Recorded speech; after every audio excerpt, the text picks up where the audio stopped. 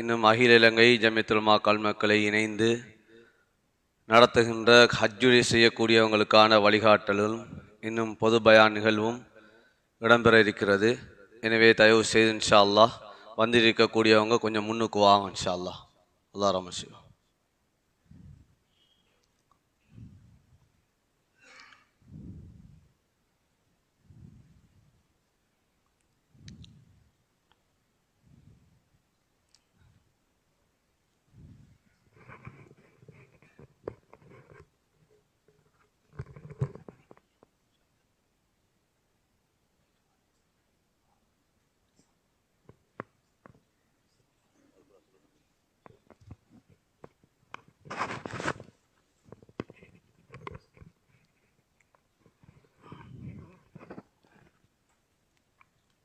السلام عليكم ورحمة الله وبركاته.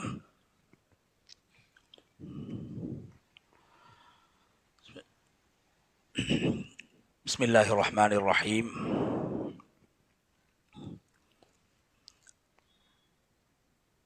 الحمد لله رب العالمين، والصلاة والسلام على أشرف الأنبياء وسيد المرسلين نبينا محمد وعلى آله وأصحابه وأهل بيته أجمعين، أما بعد، فقد قال الله تبارك وتعالى في كتابه العزيز: أعوذ بالله من الشيطان الرجيم، بسم الله الرحمن الرحيم. يا أيها الناس اتقوا ربكم إن زلزلة الساعة شيء عظيم. صدق الله العظيم. கண்ணியத்துக்குரிய உலமாக்களே, பெரியார்களே, சகோதரர்களே, அல்லாஹு தஆலா அடிக்கடி எங்களுடைய காதுகளினால் அல்லாஹ் விரும்பக்கூடிய விடயங்களை கேட்கக்கூடிய சந்தர்ப்பங்களை அல்லாஹ் நமக்கு தருவது, இப்படியான பாக்கியங்கள் அடிக்கடி ஒரு மனிதனுக்கு கிடைப்பது, ஒரு மனிதன் நேரான பாதையில் சுவர்க்கத்துக்கு ஒரு மனிதனை அழைத்து போகக்கூடிய பாதையில் இருக்கிறார் என்பதற்கு அடையாளம். நல்ல விடயங்களை அடிக்கடி கேட்க வேண்டும். அதனால்தான் அல்லாஹு தஆலா ஒரு வாரத்தில் ஒரு தடவையாவது, ஒரு முறையாவது எங்களுடைய உள்ளத்துக்கு நல்ல விடயங்கள் போய் சேர வேண்டும் என்பதற்காக வேண்டி எங்களுடைய காதுகளினால் நல்ல விடயங்களை கேட்பதை அல்லாஹ் கட்டாயமாக, கடமையாக ஆக்கி வைத்திருக்கிறான். எப்படி 5 நேர தொழுகைகள் கட்டாயமானதோ அதே போன்று வாரத்தில் ஒரு தடவை ஃபஸ்அவ் இலா திக்ரில்லாஹ், அல்லாஹ்வை பற்றி கேட்பதற்காக வேண்டி, அல்லாஹ்வுடைய பெயரை கேட்பதற்காக வேண்டி, அல்லாஹ் சொல்லக்கூடிய விடயங்களை கேட்பதற்காக வேண்டி நீங்கள் மஸ்ஜிதுக்கு விரைந்து செல்லுங்கள். அந்த நேரத்தில் வியாபாரம் செய்வதை கூட, ஹலாலான வியாபாரத்தில் ஈடுபடுவதை கூட அல்லாஹ் தடுத்திருக்கிறான். ஏன்? என்னுடைய காதுகளினால் நல்ல விடயங்களை நாங்கள் கேட்க வேண்டும், பயான்களை கேட்க வேண்டும், குர்ஆனுடைய போதனைகளை கேட்க வேண்டும் என்பதற்காக வாரத்தில் ஒரு நாள், குறிப்பிட்ட ஒரு நேரத்தில் தொழில் வியாபாரத்தில் ஈடுபடுவதை அல்லாஹ் ஹராமாக்கி, அல்லாஹ்வை பற்றி கேட்க வேண்டும், பேச வேண்டும் என்பதை கட்டாயப்படுத்தியிருக்கிறான். கண்ணியமானவர்களே, இதனால் தான் குர்ஆன் சொல்லுது, நரகவாதிகள் அல்லாஹ் பாதுகாக்க வேண்டும், நரகம் சென்றதற்கு பின்னால் நாம் ஏன் நரகத்துக்கு வந்திருக்கிறோம் என்று சிந்திப்பார்கள். ஒவ்வொருவரும் ஒவ்வொரு காரணங்களை சொல்வார்கள். சில பேர் அவர்கள் வாழ்ந்த சூழலை காரணமாக சொல்வார்கள். சூழல். சில பேர் அவர்கள் உலகத்தில் பழகிய நண்பர்கள் தோழர்கள் தான் காரணம் என்று, நரகம் வருவதற்கு காரணம் என்று சொல்வார்கள். இன்னும் சில பேர் காரணம் சொல்வார்கள், நாங்க நரகத்துக்கு வந்ததற்கு காரணம் நாங்க உலகத்தில் வாழக்கூடிய நேரத்தில் எங்கட காதுகளால நல்ல விஷயங்களை கேட்கல, நல்ல பயான்கள் பேசப்பட்டுச்சு சொல்லப்பட்டுச்சு, நாங்க கேட்கல, நாங்க கலந்து கொள்ளல என்று பயான் கேட்காதத, நல்ல விஷயங்களை கேட்காதது தான் நாங்க நரகம் வந்ததுக்கு காரணம். நாங்க எல்லாரும் அடிக்கடி ஓதக்கூடிய சூரா தான் சூரத்துல் முல்க். சூரத்துல் முல்க்ல அல்லாஹ் அதை பேசுறான்.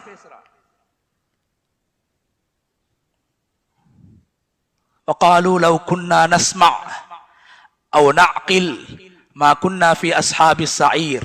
சொல்லுவாங்க, நாம் உலகத்தில் வாழும் போது எங்களுடைய காதுகளினால் நல்ல விடயங்களை கேட்டிருந்தால். முதலாவது அவங்க சொல்றது, எங்கட காதால நல்ல விஷயங்களை நாங்க கேட்டிருந்தால், அவ் நஅகிலு, அல்லது நல்ல விஷயங்களை கேட்டதற்கு பின்னால சிந்தித்து செயல்பட்டிருந்தால், மா குன்னா ஃபி அஸ்ஹாபி ஸஈர், நாங்க ஒரு நாளும் நரகத்துக்கு வந்திருக்க மாட்டோம். நரகத்துக்கு நாங்க வந்திருக்க மாட்டோம். எனவே கண்ணியமானவர்கள், அல்லாஹ் ரெண்டு காதை படைச்சிருக்கிறான். இந்த ரெண்டு காதுகளால அடிக்கடி நல்ல விஷயங்களை நாங்க கேட்கணும். நல்ல விஷயங்களை கேட்கிறது, பேசுறது, அது சுவர்க்கம் செல்றதுக்கு அடையாளம் என்றும், நல்ல விஷயங்களுக்கு காது கொடுக்காம வாழ்றது, கேட்காம வாழ்றது, அல்லாஹ் எல்லாரையும் பாதுகாக்கணும், அது நரகம் செல்றதுக்கு காரணமாக ஆகிவிடும் என்று அல்லாஹு தஆலா அல் குர்ஆன்ல குறிப்பிடுறான். எனவே கண்ணியமானவர்களே, அல்லாஹ்வின் நல்லடியார்களே, அந்த அடிப்படையில் அல்லாஹு தஆலா அடிக்கடி குறிப்பாக ஆண்களுக்கு நல்ல விஷயங்களை கேட்கறதுக்கு பேசுறதுக்கு அல்லாஹ் சந்தர்ப்பத்தை தாரான். அல்ஹம்துலில்லாஹ். கண்ணியமானவர்களே, அல்லாஹு தஆலா ரப்புல் இஸ்ஸத் புனிதமான மாதங்களில் ஒரு மாதத்தை அடைந்து உலகத்தில் அநேகமானவர்கள் அல்லாஹுடைய திருப்தியை அடைந்து கொள்ள வேண்டும் என்பதற்காக வேண்டி அல்லாஹ்வுடைய மாளிகை காபத்துல்லாவை நாடி பிரயாணம் செய்யக்கூடிய கட்டம் அந்த மாதத்தை நாங்கள் அடைந்திருக்கிறோம். கண்ணியமானவர்களே, இந்த ஹஜ் என்று சொல்லக்கூடிய இந்த கடமை இஸ்லாத்துடைய 5வது கடைசி இறுதி கடமையாக இருக்கிறது. இந்த இறுதி கடமை கண்ணியமானவர்களே, ஒரு மனிதனுடைய வாழ்க்கையின் இறுதி கட்டத்தை ஞாபகப்படுத்தக்கூடிய ஒன்றாக இருக்கிறது. கண்ணியமானவர்களே, குர்ஆன்ல தொழுகையை பற்றி அல்லாஹ் பேசியிருக்கிறான். எங்கேயும் அல்லாஹ் தொழுகை என்ற பெயர்ல தனி ஒரு சூறாவை அல்லாஹ் இறக்கல்ல. நோன்பை பத்தி நிறைய அல்லாஹ் பேசியிருக்கிறான். குர்ஆன்ல எங்கேயும் சூரத்து ஸௌம், நோன்பு என்ற பெயர்ல ஒரு தனி சூறாவை அல்லாஹ் இறக்கல்ல. ஜகாத்தை பத்தி அல்லாஹ் பேசியிருக்கிறான். ஜகாத் யாருக்கு கொடுக்கப்பட வேண்டும் என்றும் பேசியிருக்கிறான். ஆனா எங்கேயும் அல்லாஹு தஆலா சூரத்து ஜகா, ஜகாத் என்ற பெயர்ல ஒரு சூறாவை அல்லாஹ் இறக்கில்ல. ஆனா கண்ணியமானவர்களே, அல்லாஹு தஆலா குர்ஆன்ல ஒரு சில இடங்கள்ல மட்டும்தான் ஹஜ்ஜ பத்தி அல்லாஹ் பேசுறான். மிக குறைவாகத்தான் அல்லாஹ் பேசுறான். சூரத்துல் பக்கரா ஹஜ்ஜ பத்தி பேசுது. அதே போல கண்ணியமானவர்களே, இன்னும் ஒரு சூரா இருக்குது, சூரத்துல் ஹஜ். ஹஜ் என்ற பெயர்ல அல்லாஹ் ஒரு தனி ஒரு சூறாவை அல்லாஹ் இறக்கி வைத்திருக்கிறான். ஆனா ஹஜ்ஜை பற்றி பேசப்பட்டிருப்பது ரொம்ப குறைவு. ஆனா ஹஜ் என்ற பெயர்ல ஒரு சூறாவை அல்லாஹ் இறக்கி இருக்கிறான். கண்ணியமானவர்களே, அந்த சூறாட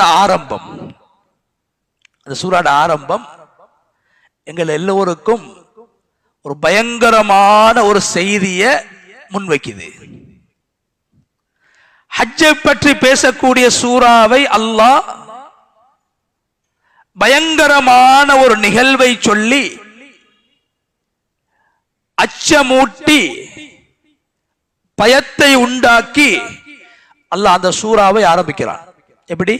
யா அய்யுஹன்னாஸ், மனிதர்களே. ஹஜ்ஜிக்கு போகக்கூடியவங்களை மட்டும் அல்லாஹ் கூப்பிடல, முஸ்லீம்கள் என்றும் அல்லாஹ் சொல்லல, மனிதர்களே. இத்தகு ரப்பக்கும், உங்களோட ரப்ப பயந்து கொள்ளுங்க, உங்களோட ரப்ப பயந்து கொள்ளுங்க, அல்லாஹ்வை பயந்து கொள்ளுங்க. என்ன காரணம்? இன்ன ஸல்ஸலத ஸாஅத்தி ஷைஉன் அதீம், கியாமத்துடைய நாள் அது பயங்கரமானது. கண்ணியமான அல்லாஹ்வுடைய நல்லடியார்களே, அல்லாஹ் இந்த சூறால பேச போறான் ஹஜ்ஜ பத்தி. சூறாட பேரும் ஹஜ்ஜி. ஆனா அல்லாஹ் எப்படி ஆரம்பிக்கிறான்? அல்லாஹ்வை பயந்து கொள்ளுங்க, ரப்ப பயந்து கொள்ளுங்க மனிதர்களே. கியாமத்துடைய நாள், உலகம் அழிக்கப்படக்கூடிய அந்த நாள் பயங்கரமானது. எந்த அளவுக்கு பயங்கரம்? அல்லாஹ் சொல்றான், அந்த நாள்ல ஒரு மனிதன் தன்னை தானே மறந்து விடுவான்.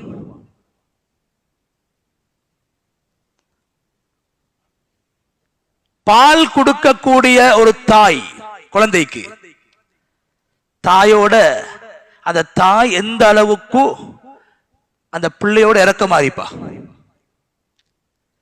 2 வயது அடையாத ஒரு குழந்தைட மேல ஒரு தாய் எந்த அளவுக்கு பாசம் வச்சிருப்பா, எந்த அளவு அக்கறை வச்சிருப்பா. அல்லாஹ் சொல்றான், யௌம தரவுனஹா, அந்த கியாமத்துடைய நாள் எந்த அளவுக்கு பயங்கரம் என்றால், தத்ஹலு குல்லு முர்திஅத்தின் அம்மா அர்தாத், பால் கொடுக்கக்கூடிய தாய்மார்கள் பால் குடிக்கக்கூடிய தங்களுடைய கை குழந்தைகளை மறந்து விடுவார்கள். நரகத்தை இன்னும் காணல, கேள்வி கணக்கை இன்னும் சந்திக்கல, சிராத்துடைய பாலத்தை இன்னும் காணல. அந்த நாள், உலகம் அழிக்கப்படக்கூடிய அந்த நாளில் பாலூட்டக்கூடிய தாய்மார்கள் தாம் பாலூட்டும் குழந்தைகளை மறந்து விடுவார்கள்.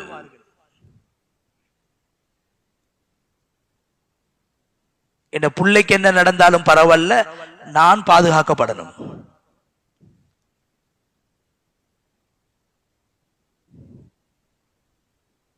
வததஉ குல்லு ذات حمل حملها. இரண்டாவது அல்லாஹ் சொல்றான், வயிற்றில குழந்தையை சுமக்கக்கூடிய தாய் எந்த அளவு அந்த குழந்தையோட பாதுகாப்புக்காக வேண்டி அந்த குழந்தை குறை இல்லாம பிறந்திடணும் என்றதுக்காக வேண்டி கற்பிணி தாய்மார்கள் எவ்வளோ தியாகங்களை செய்யறாங்க. நோன்பு விடுறதுக்கு கூட அல்லாஹ் அனுமதி கொடுக்கிறான் குழந்தைக்காக. பிரயாணத்தை விடுறாங்க, ஆசைப்படக்கூடிய எத்தனையோ சாப்பாட்டு வகைகளை விடுறாங்க. என்ன காரணம்? வயிற்றில் வளரக்கூடிய இந்த குழந்தை ஆரோக்கியமாக பூர்த்தியாக பிறக்கணும். அந்த குழந்தை இன்னும் காணல, ஆனா அந்த குழந்தைக்கு எந்த ஆபத்தும் வந்துடப்படாது. அல்லாஹ் சொல்றான், இப்படியான ஒரு தாய், குழந்தையை சுமக்கின்ற ஒரு தாய், கண்ணியமானவர்களே, குழந்தைய ஒரு தாய் பெற்றெடுக்கக்கூடிய நேரத்தில் ஏற்படக்கூடிய வலி வருத்தம், அதுக்கு ஈடாக ஒன்றுமே இல்லை. அப்துல்லாஹ் இப்னு உமர் ரலியல்லாஹு அன்ஹு தவாஃப் செஞ்சுட்டு இருக்கிறாங்க, காபத்துல்லாஹ்ல தவாஃப் செஞ்சு கொண்டிருக்கிறாங்க. ஒரு மனிதர் தன்னுடைய மூதாட்டி தாயை தூக்கிட்டு தவாஃப் செய்யறாரு. தவாஃப் செய்யறதே ஒரு சிரமம், காலுக்கு வருத்தம், உடம்புக்கு வருத்தம், சன நெருக்கடி. தாயை சுமந்துட்டு தவாஃப் செஞ்சு கொண்டிருக்கிறார்.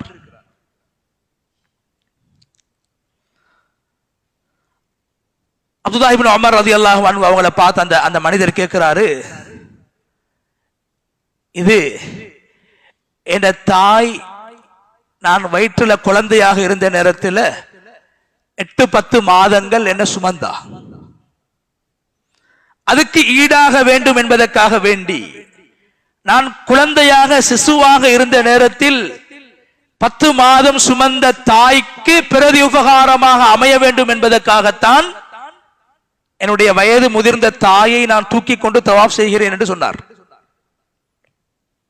சொன்னாங்க அப்துல்லாஹ் இப்னு உமர் ரலியல்லாஹு அன்ஹு, அந்த தாய் 10 மாதம் சுமந்ததல்ல, தாயுடைய வயிற்றில் நீ இருக்கும் போது, வயிற்றுக்குள்ளால் நீ அங்கும் இங்கும் அசையும் போது தாய்க்கு ஒரு வலி ஏற்பட்டது, தாய்க்கு ஒரு வருத்தம் ஏற்பட்டது.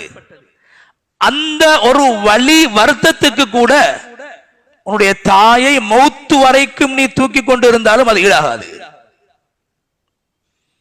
தவாஃப் செய்யும் போதல்ல, மௌத்து வரைக்கும் சுமந்தாலும் நீ குழந்தையாக வயிற்றுக்குள் இருக்கும் போது அங்கும் இங்கும் அசையும் போது ஏற்பட்ட வலி கூட அந்த வலிக்கு கூட ஈடாகாது என்று அப்துல்லாஹ் இப்னு உமர் ரலியல்லாஹு அன்ஹு சொன்னாங்க. ஏன் தாயுடைய ஒரு குழந்தையை சுமக்கக்கூடிய நேரத்தில், பெற்றெடுக்கக்கூடிய நேரத்தில் ஒரு தாய்க்கு ஏற்படக்கூடிய வருத்தம் சக்கராத்தை போன்றது.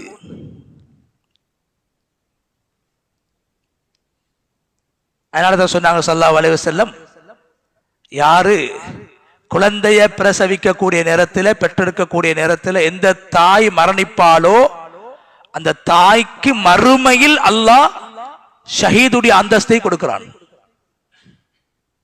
அந்த அளவுக்கு வேதனை, அந்த அளவுக்கு வருத்தம். ஆனா கியாமத்துடைய நாள் வந்து விட்டால், கியாமத் நாளுடைய அந்த அகோரம் பயங்கரம், கியாமத் நாளுடைய அந்த அமளி துமளி,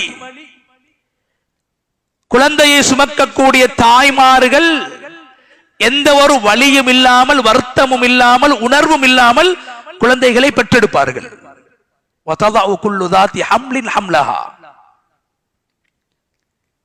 தன்னை அறியாமல் வயிற்றில் இருக்கக்கூடிய குழந்தை கீழே விழுந்து விடும் என்று குர்ஆன் பேசுகிறது. சுகாரா, மூணாவது குர்ஆன் சொல்லுது, நபியே நீங்க மனிதர்களை பார்ப்பீங்க, அந்த நாள்ல போதை வஸ்தை பாவித்தவர்களை போன்று, போதையில் இருப்பவர்களை போன்று நீங்கள் காண்பீர்கள். அசைந்து கொண்டிருப்பார்கள், ஓடிக்கொண்டிருப்பார்கள், வாயினால் உளறிக் கொண்டிருப்பார்கள், நான் யார் என்பதை மறந்தவர்களாக அங்கும் இங்கும் தடுமாறிக் கொண்டிருப்பார்கள். வமாஹும் பிசுகாரா, அல்லாஹ் சொல்றான், அவங்க போதையில இல்ல, ஆனா போதையில் இருப்பதை போன்று அவர்கள் காட்சி அளிப்பார்கள், தடுமாறுவார்கள், உளறிக் கொண்டிருப்பார்கள், ஓடிக்கொண்டிருப்பார்கள். வலாக்கின் அதாப் அல்லாஹி ஷதீத். என்ன காரணம்?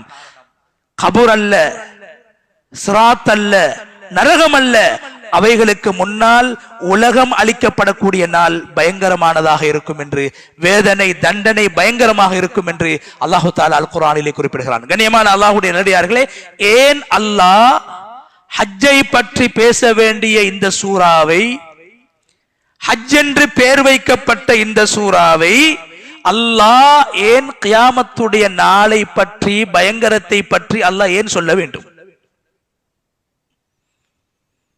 கண்ணியமானவர்களே,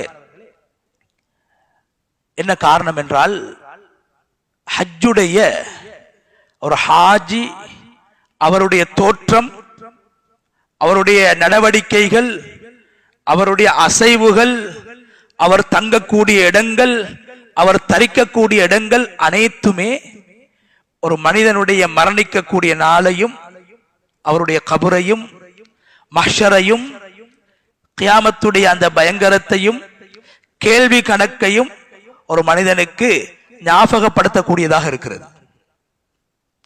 ஒரு ஹாஜி ஹஜ்ஜுக்காக வேண்டி தயாராகும் போது அவர் அணியக்கூடிய இஹ்ராம், அவர் குளிச்சத்துக்கு பின்னால் அந்த இஹ்ராம் அணிகிறாரு. அந்த இஹ்ராமுடைய ஆடையும், அந்த இஹ்ராத்துக்காக வேண்டி அவர் குளிக்கக்கூடிய அந்த குளிப்பும், இஹ்ராம் கட்டினதுக்கு பின்னால் அவர் தொழக்கூடிய அந்த தொழுகையும் அவருடைய உலகத்துடைய கடைசி நாளை ஞாபகப்படுத்த வேண்டும். அவர் குளிக்கும் போது, கண்ணியமானவர்களே, ஒரு நாள் வரும், அந்த நாளில் நான் மரணித்தால் என்னை குளிப்பாட்டுவார்கள். எந்த அளவுக்கு குளிப்பாரு? என்ன சுன்னத்து? உடம்புல அவர் களைய வேண்டிய முடிகளை களைகிறது. ஒரு ஹாஜி செய்ய வேண்டிய விஷயம். உடம்பில் இருக்கக்கூடிய அழுக்குகளை இல்லாமாக்குறது, நல்ல வாசம் பூசி குளிக்கிறது சுன்னத். அவர் குளிக்கக்கூடிய நேரத்தில் அவருடைய உள்ளத்தில் வரணும், ஹஜ்ஜன்றது கடைசி கடமை.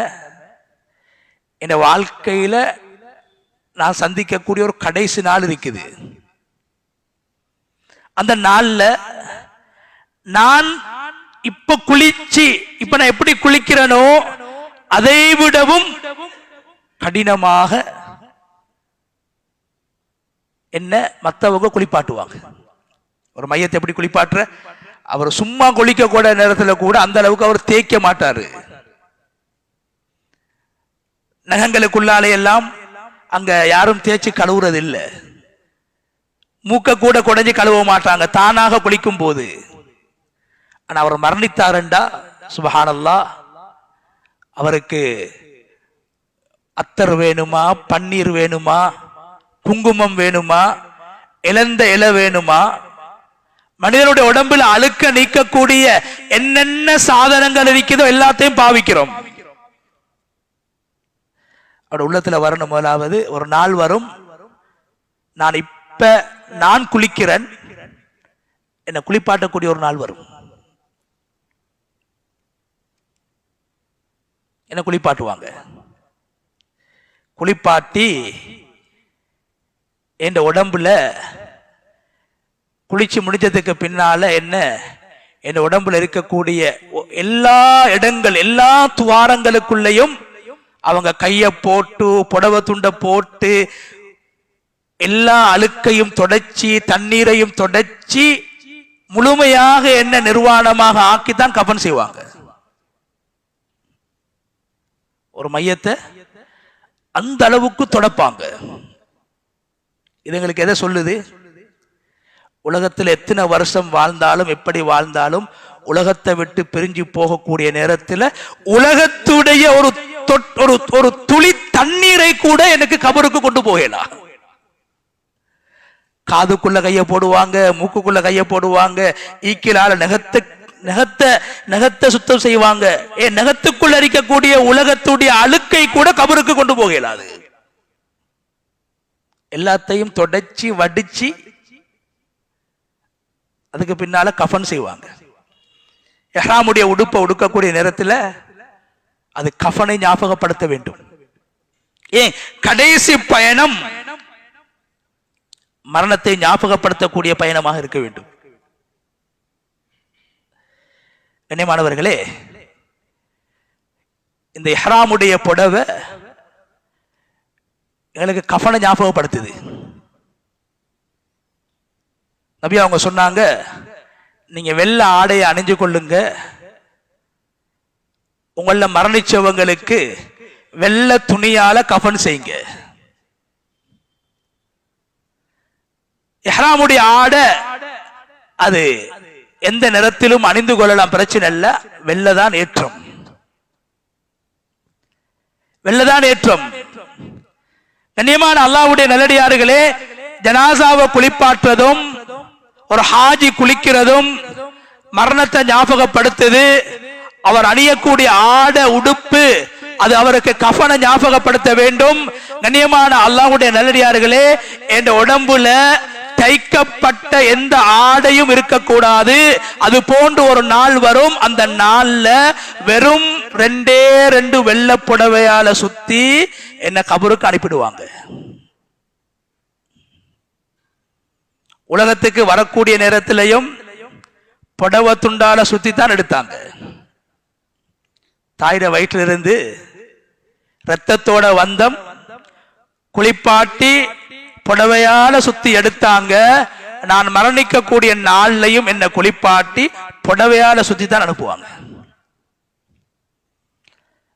கண்ணியமான அல்லாஹ்வுடைய நல்லடியார்களே, உலகத்துல ஒரு ஜனாசாக்கு கஃபன் செய்யப்படுறது என்ன காரணம் என்றா, அந்த ஜனாசாவை கபர்ல வைக்கக்கூடிய நேரத்துல அடக்கக்கூடிய நேரத்துல அந்த ஜனாசாட மறைவிடங்களை யாரும் பார்க்க கூடாது என்பதற்காகத்தான் கஃபன்.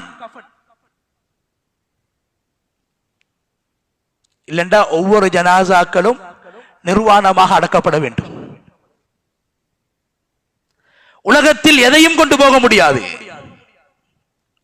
உலகத்தின் அழுக்கை கூட கபருக்கு கொண்டு போக முடியாது. உலகத்துடைய புழுதியை கூட கபருக்கு கொண்டு போக முடியாது. பிறந்த மேனியோடு அவர் அடக்கப்பட வேண்டும். அவுரத்தை காணக்கூடாது என்பதற்காகத்தான் ஸல்லல்லாஹு அலைஹி வஸல்லம் அவர்களுடைய வழிகாட்டல் ஒரு ஜனாசா கஃபன் செய்யப்படுகிறது. கபருக்குள்ளால வச்சதுக்கு பின்னால முதலாவது ஒரு ஜனாசாட உடம்புல இருந்து அகற்றப்படுறது அந்த ஜனாசாட கஃபன். கபருக்குள்ள மையத்தை வைக்கிறதுக்கு தான் கஃபன். கபர்ல ஜனாசாவை வச்சதோட ஒவ்வொரு ஜனாசாவும் நிர்வாணமாக ஆக்கப்படும். சொன்னாங்க ஸல்லல்லாஹு அலைஹி வஸல்லம், நீங்க கஃபன் செய்யறதுக்கு மிக அதிகமாக காசு பணங்களை செலவழிக்க வேணாம். கஃபன்ல வீண் விரயம் வேணாம். கஃபன்ல சாதாரணமான புடவையால நீங்க கஃபன் செய்யுங்க. நீங்க உடுத்த உடுப்ப கஃபனாக வச்சுக் கொள்ளுங்க. சஹாபாக்கள் அநேகமானவங்க உலகத்தில் அவங்க பாவிச்ச உடுப்பு தான் அவங்களுக்கு கஃபன். என்ன காரணம்? கஃபன் என்பது கபரில் ஒரு மனிதன் வாழ்வதற்கு அல்லது வாழக்கூடிய நேரத்தில் அணியக்கூடிய உடுப்பல்ல. ஒரு ஜனாசாவின் மறைவிடங்கள் மறைக்கப்பட வேண்டும் என்பதற்காக வேண்டி ஜனாசாவுக்கு அணிவிக்கப்படக்கூடிய ஒரு உடுப்பு தான் கஃபன். நபி அவங்க சொன்னாங்க, சாதாரணமான புடவைகளால நீங்க கஃபன் செய்யுங்க. ஃபைன்னஹு யுஸ்லபு சரிஅன். கபூர்ல வச்சதுக்கு பின்னால முதலாவது உறிஞ்சப்படுறது கலட்டப்படுறது கஃபன் தான். அதுக்கு பின்னால் அந்த மனிதன் சொர்க்கவாதி என்றா அல்லாஹ் மலக்குமார்களின் மூலமாக அவருக்கு சொர்க்கத்துடைய ஆடைகள் அல்லாஹ் அணிய வைப்பான். நரகவாசியாக இருந்து அல்லாஹ் பாதுகாக்கணும். நிர்வாணியாக அல்லாஹ் அவரை கபர்ல வச்சு தண்டிப்பான். எனவே கஃபன் என்பது தற்காலிகமான ஒன்று. ஒரு ஜனாசாவுடைய அவுரத்தை மறைப்பதற்காகத்தான் கஃபன். எனவே அந்த கஃபனை 5-6 நாட்கள் ஒரு ஹாஜி அணியக்கூடிய அந்த இஹ்ராம் அல்லது 2-3 நாட்கள் அணியக்கூடிய அந்த இஹ்ராம் கஃபனை ஞாபகப்படுத்த வேண்டும். அதுக்கு பின்னால கண்ணியமானவர்களே, ஒரு ஹாஜி பிரயாணம் செய்யக்கூடிய அவருடைய வாகனம், அது விமானமாக இருக்கலாம், வாகனங்களாக இருக்கலாம், இது அவருக்கு அவருடைய ஜனாசாவை வீட்டிலிருந்து மையவாடிக்கு சுமந்துட்டு போகக்கூடிய அந்த சந்தூக்க ஞாபகப்படுத்தணும். இந்த பயணம் ஹஜ்ஜுடைய பயணம் சொல்லிட்டு போறேன், என் வாழ்க்கையில் இன்னொரு பயணம் இருக்குது, சொல்லிட்டு போறதுக்கு நேரம் இல்லை.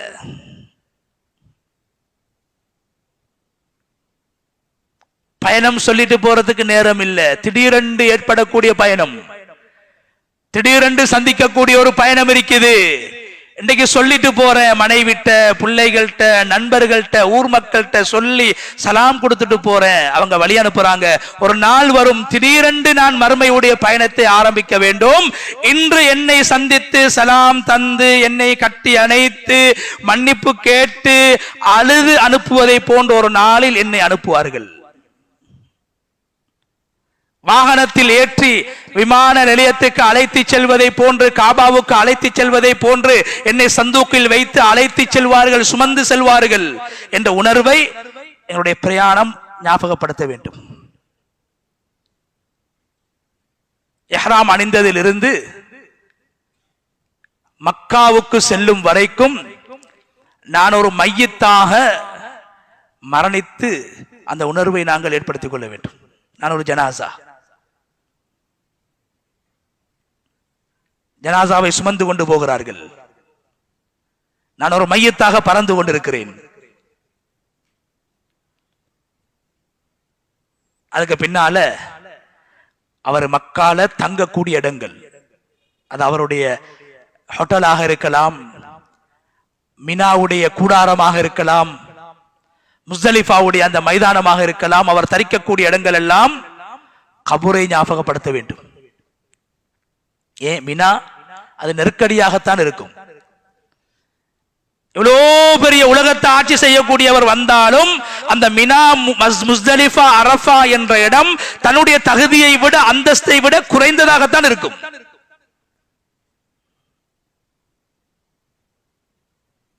அதனால உலமாக்கள் சொல்றாங்க, ஹஜ்ஜுடைய அடுத்த நோக்கம் அல்லாஹ்வுடைய ஞாபகம், மரணத்துடைய சிந்தனை வார மாதிரி ஹஜ்ஜுடைய நோக்கங்கள் ஒன்றுதான் பணிவு. அந்த இஹ்ராமுடைய ஆடை மிகவும் பணிவான ஒரு ஆடை, கலரில் கூட வித்தியாசம் இல்லை, வெள்ளதான். தைக்க கூட முடியாது, வெறும் ஆடையாக இருக்க வேண்டும். சாதாரணமான ஒரு உடுப்பு, பணிவு. அவர் தங்கக்கூடிய இடங்கள் எல்லாம் அவருக்கு கபருடைய நெருக்கடியை ஞாபகப்படுத்த வேண்டும். கபருடைய நெருக்கடி உலகத்தில் எல்லோரும் சந்திக்க வேண்டிய ஒன்று. கபருடைய வேதனை ஒன்று இருக்கிறது, கபருடைய நெருக்கடி ஒன்று இருக்கிறது. நாம் செய்யக்கூடிய சில அமல்கள், வணக்கங்கள் கபருடைய வேதனையை விட்டு எங்களை பாதுகாக்கும்.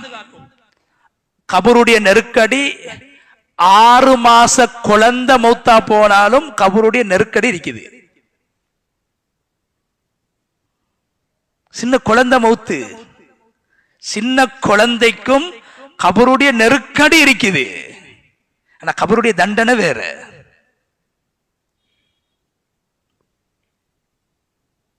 எல்லோரும் சந்திக்க வேண்டிய அந்த கபருடைய நெருக்கடி சின்ன குழந்தைகளும் சந்திக்க வேண்டும்.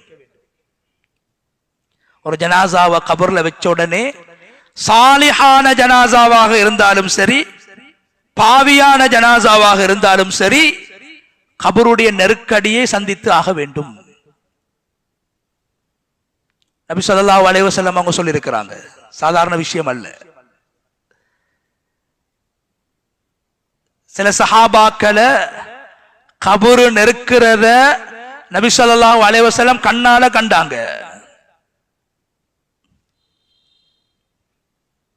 அன்சாரிகள்ல முக்கியமான சஹாபி சஅத் இப்னு முஆத், முக்கியமான சஹாபி. கந்தக் யுத்தத்தில் அவர் தாக்கப்பட்டு, அவருக்கு காயம் ஏற்பட்டு, ஷஹீதாக்கப்பட்டு, மஸ்ஜிது நபவியில நோயாளியாக இருந்து மதீனால மஸ்ஜிது நபவியில வஃபாத் ஆகிட்டார். முக்கியமான சஹாபி சஅத் இப்னு முஆத். 6 வருஷம் தான் உலகத்துல முஸ்லிமாக வாழ்ந்தாரு. 30 வயசுல இஸ்லாத்தை ஏற்றுக்கொள்றாரு, 36வது வயசுல மௌத்து. ஆனா 6 வருஷம் முஸ்லிமாக வாழ்ந்தாரு. உலமாக்கள் எழுதுறாங்க, ஒரு ஹஜ்ஜு கூட அவர் செய்யல. ஆனா அவர் வஃபாத் ஆகிறாரு. அவருடைய ஜனாசா செய்தி ஜிப்ரீல் அலைஹிஸ்ஸலாம் அவர்களின் மூலமாக ரசூலுல்லாஹி ஸல்லல்லாஹு அலைஹி வஸல்லம் அவங்களுக்கு எத்தி வைக்கப்படுது. உலகத்தில் வஃபாத் ஆகிறாரு. அர்ஷுடைய அல்லாஹ்வுடைய அந்த அர்ஷுடைய தூண் அசைய ஆரம்பிக்குகிறது. அந்த அளவுக்கு ஈமானோடு அல்லாஹ்வுடைய நெருக்கத்தோடு அல்லாஹ்வுடைய தொடர்போடு வாழ்ந்த ஒரு மனிதர். அவருடைய ஜனாசா தொழுகையில மலக்குமார்கள் கலந்து கொண்டாங்க. அவருடைய ஜனாசாவை மலக்குமார் சுமந்து கொண்டு போனாங்க. ஹதீஸ்ல வருது. இந்த சஹாபி அவருடைய ஜனாசா கபர்ல வைக்கப்படுது. கண்ணியமான அல்லாஹ்வுடைய நல்லடியார்களே, வைக்கக்கூடிய நேரத்தில் நபி அவங்க தொழுவிச்சு குளிப்பாட்டி கஃன் செஞ்சு மலக்குமார்கள் அவருடைய ஜனாசால கலந்து கொண்ட சிறப்புக்குரிய ஒரு ஜனாசா. கபர்ல ஜனாசா வைக்கப்படுது. நபி ஸல்லல்லாஹு அலைஹி வஸல்லம் அங்க கண்ணீர் வடிக்கிறாங்க. சஹாபாக்கள் கேட்கிறாங்க, யா ரசூலல்லாஹ், அல்லாஹ்வுடைய அர்ஷ் நடுங்குற அளவுக்கு ஈமான்தாரி. மலக்குமார்கள் அவருடைய ஜனாசால கலந்து கொண்டாங்க. தொழுகையில மலக்குமார் கலந்து கொண்டாங்க. ஜனாசாவை மலக்குமார் சுமந்து கொண்டு போனாங்க. இவருடைய ஜனாசாவை பார்த்து நீங்க ஏன் அழுவுறீங்க? சொன்னாங்க ஸல்லல்லாஹு அலைஹி வஸல்லம், இன்னலில் கப்ரி தம்மா. சொன்னாங்க, ஒவ்வொரு மனிதனையும் கபர்ல வைக்கக்கூடிய நேரத்தில் அந்த கபர் இரண்டு பக்கங்களாலையும் ஒரு மனிதனை நெசுக்க ஆரம்பித்து விடும். ஒவ்வொரு ஜனாசாக்களுக்கும். சொன்னாங்க ஸல்லல்லாஹு அலைஹி வஸல்லம், லவ் நஜா மின்ஹா அஹதுன் லனஜா ஸஅத். உலகத்துல கபருடைய நெருக்கடி இல்லாத ஒருவர், உலகத்துல யாருக்காவது அல்லாஹ் கபருடைய நெருக்கடியை கொடுக்க மாட்டான் என்றால் அல்லாஹ் இந்த சஅத் இப்னு முஆத கபருடைய நெருக்கடியை விட்டும் அல்லாஹ் பாதுகாத்திருக்க வேண்டும். அல்லாஹ் அவரை கூட பாதுகாக்கல. அல்லாஹ்வுடைய அரிஷை நடுங்க வைக்குகின்ற அளவுக்கு ஒரு ஈமான்தாரியாக வாழ்ந்த ஒரு முஃமின், மலக்குமார்களின் மூலமாக அவருடைய ஜனாசா செய்தியை உலகத்துக்கு சொன்ன ஒரு முஃமின், சொன்னாங்க ஸல்லல்லாஹு அலைஹி வஸல்லம், அவரையும் கபர் நெசுக்குவதை நான் கண்டேன் என்று சொன்னாங்க ஸல்லல்லாஹு அலைஹி வஸல்லம். எனவே கண்ணியமானவர்களே, அங்க நாங்க மினால இருக்கக்கூடிய அந்த சந்தர்ப்பங்கள் அது மிகவும் நெருக்கடியாகத்தான் இருக்கும். வெளிவாசலுக்கு போறதாக இருந்தா வீட்டுல நினைச்ச உடனே போவோம். அங்க அப்படி அல்ல. எவ்வளவு பெரிய செல்வந்தர்கள் வரக்கூடிய எல்லோரும் செல்வந்தர்கள் தான். செல்வந்தர்களுக்கு தான் ஹஜ் கடமை. ஆனால் அங்கு நினைத்தவுடன் வெளிவாசலுக்கு போக முடியாது, காத்திருக்க வேண்டும். சாப்பாடு தயாராக இருக்கும். புஃபே சாப்பாடு தான்.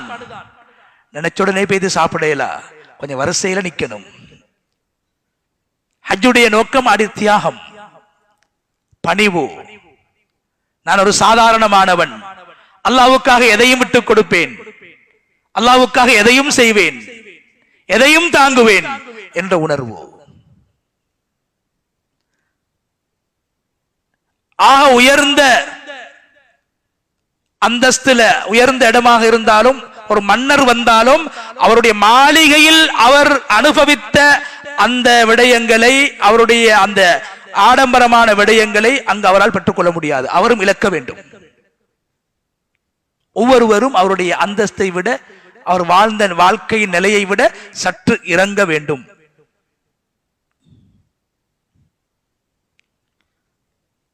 தாங்க முடியாத சில நெருக்கடிகளுக்கு முகம் கொடுக்க வேண்டும். அது பிரயாணங்களாக இருக்கலாம், அது மினாவில் தங்கக்கூடிய இடமாக இருக்கலாம். அதிகமான நாட்கள் ஒரு ஹாஜி ஹஜ்ஜுடைய காலங்களில் தங்க வேண்டிய இடம் தான் மினா. அந்த இடத்திலே நாவை பாதுகாப்பது ரொம்ப சிரமம். எதிர்பார்க்கக்கூடிய சொகுசு, எதிர்பார்க்கக்கூடிய விஷயத்தை அவசரமாக அடைஞ்சு கொள்ளலாம். நெருக்கடி, தங்குற இடம் ஒரு ஆளுக்கு அடுத்தது ஒரு ஆள் திரும்பினாரண்டா அடுத்த ஆளுடைய மேலதான் அவருடைய மேனி படும். அந்த அளவுக்கு நெருக்கடியாகத்தான் இருக்கும். அதான் ஹஜ்ஜுடைய முறை. கண்ணியமானவர்களே, பணிவையும் விட்டுக் கொடுப்பையும் சகிப்புத்தன்மையையும் இப்ராஹிம் அலைஹிஸ்ஸலாத்திடத்தில் காணப்பட்ட தியாகங்களின் மூலமாக இப்ராஹிம் அலைஹிஸ்ஸலாம் அடைந்து கொண்ட நட்பண்புகளுக்கான பயிற்சியைத்தான் ஹஜ் ஒரு மனிதனுக்கு வழங்குகிறது. இப்ராஹிம் அலைஹிஸ்ஸலாத்தை பத்தி அல்லாஹ் குர்ஆன்ல என்ன சொல்றான்? அவ்வாஹுன் ஹலீம். இப்ராஹிம் அலைஹிஸ்ஸலாம் தன்னை நாவால எப்பையும் அல்லாஹ்ட பேரை சொல்லுவாங்க. திக்ர், அல்லாஹ்ட பேர். முதலாவது, ஒரு ஹாஜி இஹ்ராம் கட்டினத்துல இருந்து கடைசி தவாஃபுல் வதா, கடைசி தவாஃப், ஒரு ஹாஜியுடைய ஆரம்பமும் தவாஃப், கடைசியும் தவாஃப். ஆரம்பத்திலிருந்து கடைசி வரைக்கும் வீட்டில் இஹ்ராம் கட்டினத்துல இருந்து தவாஃபுல் வதாவை முடிச்சு நாடு திரும்பும் வரைக்கும் அவருடைய வாயிலிருந்து வார வார்த்தை அல்லாஹ் அல்லாஹ் அல்லாஹ் என்ற வார்த்தை.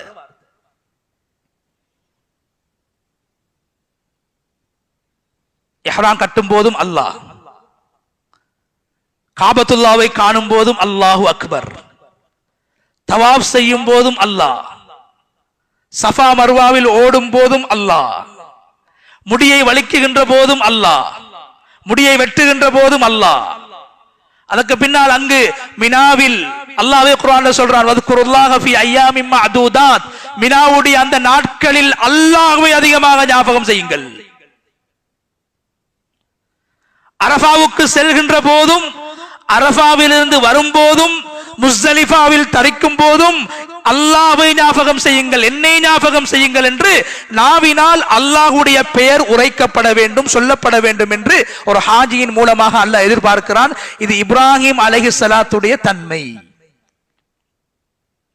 இன்ன இப்ராஹிம் லஅவ்வாஹ், குர்ஆன் சொல்லுது. அதான்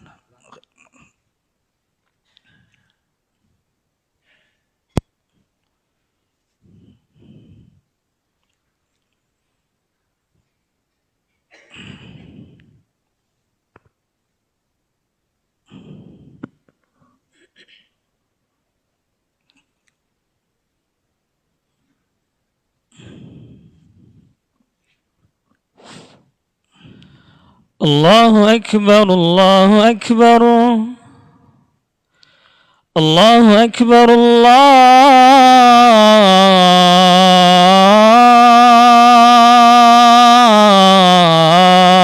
الله أكبر.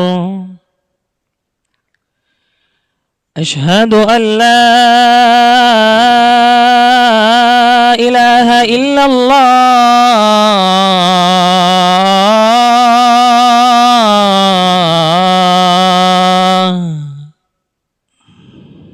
أشهد أن لا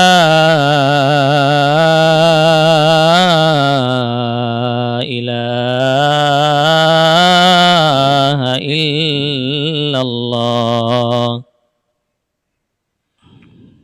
أشهد أن محمد رسول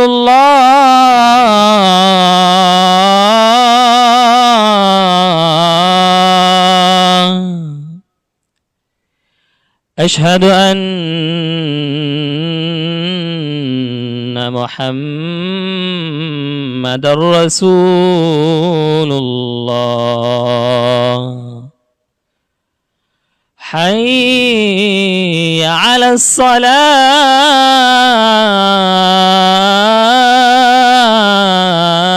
الصلاة حي على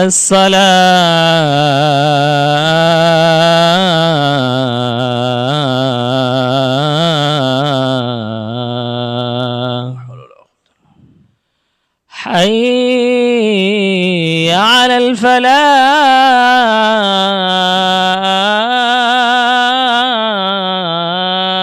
الفلاح حي على الفلاح.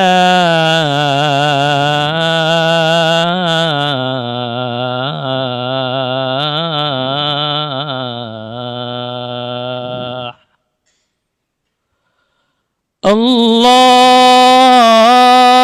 أكبر الله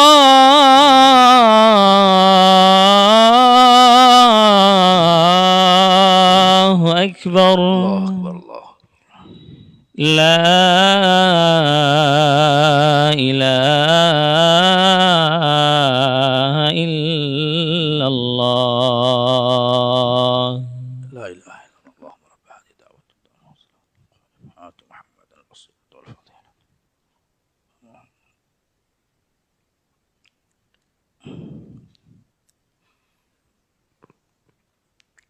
கண்ணியமான சகோதரர்களே, தாய்மார்களே, இப்ராஹிம் அலைஹிஸ்ஸலாம் அவர்களின் மூலமாகத்தான் காபத்துல்லா புனர் நிர்மாணம் செய்யப்பட்டு ஹஜ்ஜுடைய வணக்க வழிபாடுகளை அல்லாஹ் ஜிப்ரீல் அலைஹிஸ்ஸலாம் அவர்களின் மூலமாக இப்ராஹிம் அலைஹிஸ்ஸலாத்துக்கு சொல்லிக் கொடுத்து காட்டிக் கொடுத்து இப்ராஹிம் அலைஹிஸ்ஸலாம் செய்த விடயங்களை செய்து இப்ராஹிம் அலைஹிஸ்ஸலாத்திடத்தில் காணப்பட்ட நல்ல பண்புகளில் ஓரளவு ஒரு முஃமின் தன்னுடைய வாழ்க்கையில் ஏற்படுத்தி கொள்ள வேண்டும் என்பதுதான் ஹஜ். அந்த அடிப்படையில் ஒரு ஹாஜி அவர் இஹ்ராம் கட்டினதிலிருந்து அவர் கழிக்கக்கூடிய எல்லா சந்தர்ப்பங்களிலும் அவருடைய நாவினால் அதிகமாக அல்லாஹ்வை ஞாபகப்படுத்த வேண்டும், அல்லாஹ்வை திக்ர் செய்ய வேண்டும். இப்ராஹிம் அலைஹிஸ்ஸலாம் சோதனைகள் ஏற்படக்கூடிய நேரத்திலும் சந்தோஷங்கள் ஏற்படும் போதும் அதிகமாக அல்லாஹ்வுடைய பெயரை சொல்வார்கள். அல்லாஹ் அல்லாஹ் என்று அதிகமாக சொல்வார்கள், உச்சரிப்பார்கள் என்று குர்ஆன் பேசியிருக்கிறது. அந்த அடிப்படையில் கண்ணியமானவர்களே, ஒரு ஹாஜி முதலாவதாக அல்லாஹ்வை ஞாபகம் செய்ய வேண்டும், அல்லாஹ்வுடைய பெயரை சொல்ல வேண்டும். அதனால் தான் ஒரு ஹாஜி அல்லாஹு தஆலா ஆரம்பத்திலிருந்து கடைசி வரைக்கும் அல்லாஹ்வுடைய சிந்தனையில் திக்ரில் அல்லாஹ் ஈடுபடுத்துகிறான். ஒரு ஹாஜி செய்யக்கூடிய அமல்களை குர்ஆன்ல அல்லாஹ் பேசும்போது திக்ரத்தான் பேசுறான். என்ன காரணம் என்றா, அவர் திக்ர விட்டார் என்றால் அவருடைய நாவு வீணான விஷயங்களை பேச ஆரம்பித்து விடும், வீணான தர்க்கங்களில் ஈடுபட ஆரம்பித்து விடும். வீணான விடயங்களில் நாவு ஈடுபடுத்தப்படக்கூடாது என்பதற்காக அல்லாஹ் ஒரு ஹாஜிக்கு வழிகாட்டுறது, இப்ராஹிம் அலைஹிஸ்ஸலாத்தை போல நீங்க திக்ர் செஞ்சு கொண்டே இருங்கள். கண்ணியமானவர்களே, ஹஜ்ஜுக்கு போகக்கூடியவங்க ஆண்கள் தைத்த ஆடைகளை அணியக்கூடாது, ஆண்கள் பெண்கள் இரண்டு சாராரும் வாசங்கள் பூசக்கூடாது, இஹ்ராத்துக்காக நியத்து வைத்ததற்கு பின்னால் ஹஜ்ஜுடைய கடமையை முடிக்கும் வரைக்கும் முடிகளை களையக்கூடாது, நகங்களை களையக்கூடாது. இந்த விடயங்கள் ஒரு ஹாஜி பேண வேண்டிய ஒழுங்குகள். ஆனா கண்ணியமானவர்களே, இது நபி ஸல்லல்லாஹு அலைஹி வஸல்லம் அவர்களின் மூலமாக ஹஜ் செய்யக்கூடியவர்கள், உம்ரா செய்யக்கூடியவர்களுக்கு வழிகாட்டப்பட்ட விடயம். ஆனா குர்ஆன் ஹஜ்ஜை பற்றி பேசும்போது இந்த விடயங்களை பேசவில்லை. இது எல்லாராலையும் செய்ய இயலும். தைக்கப்பட்ட ஆடைகளை ஆண்கள் அணிய மாட்டார்கள், நியத்து வைத்ததற்கு பின்னால் வாசம் பூச மாட்டார்கள், முடிகளை நகங்களை உம்ராவை அல்லது ஹஜ்ஜை நிறைவேற்றும் வரைக்கும் அகற்ற மாட்டார்கள். இது எல்லாராலையும் செய்ய இயலும். ஆனா கண்ணியமானவர்களே, ஹஜ்ஜுடைய பிரயாணம் என்றது, வணக்கம் என்பது ஒரு சில மணித்தியாலங்கள்ல செய்ய இயலுமான வணக்கம் அல்ல, தொழுகையை போன்று.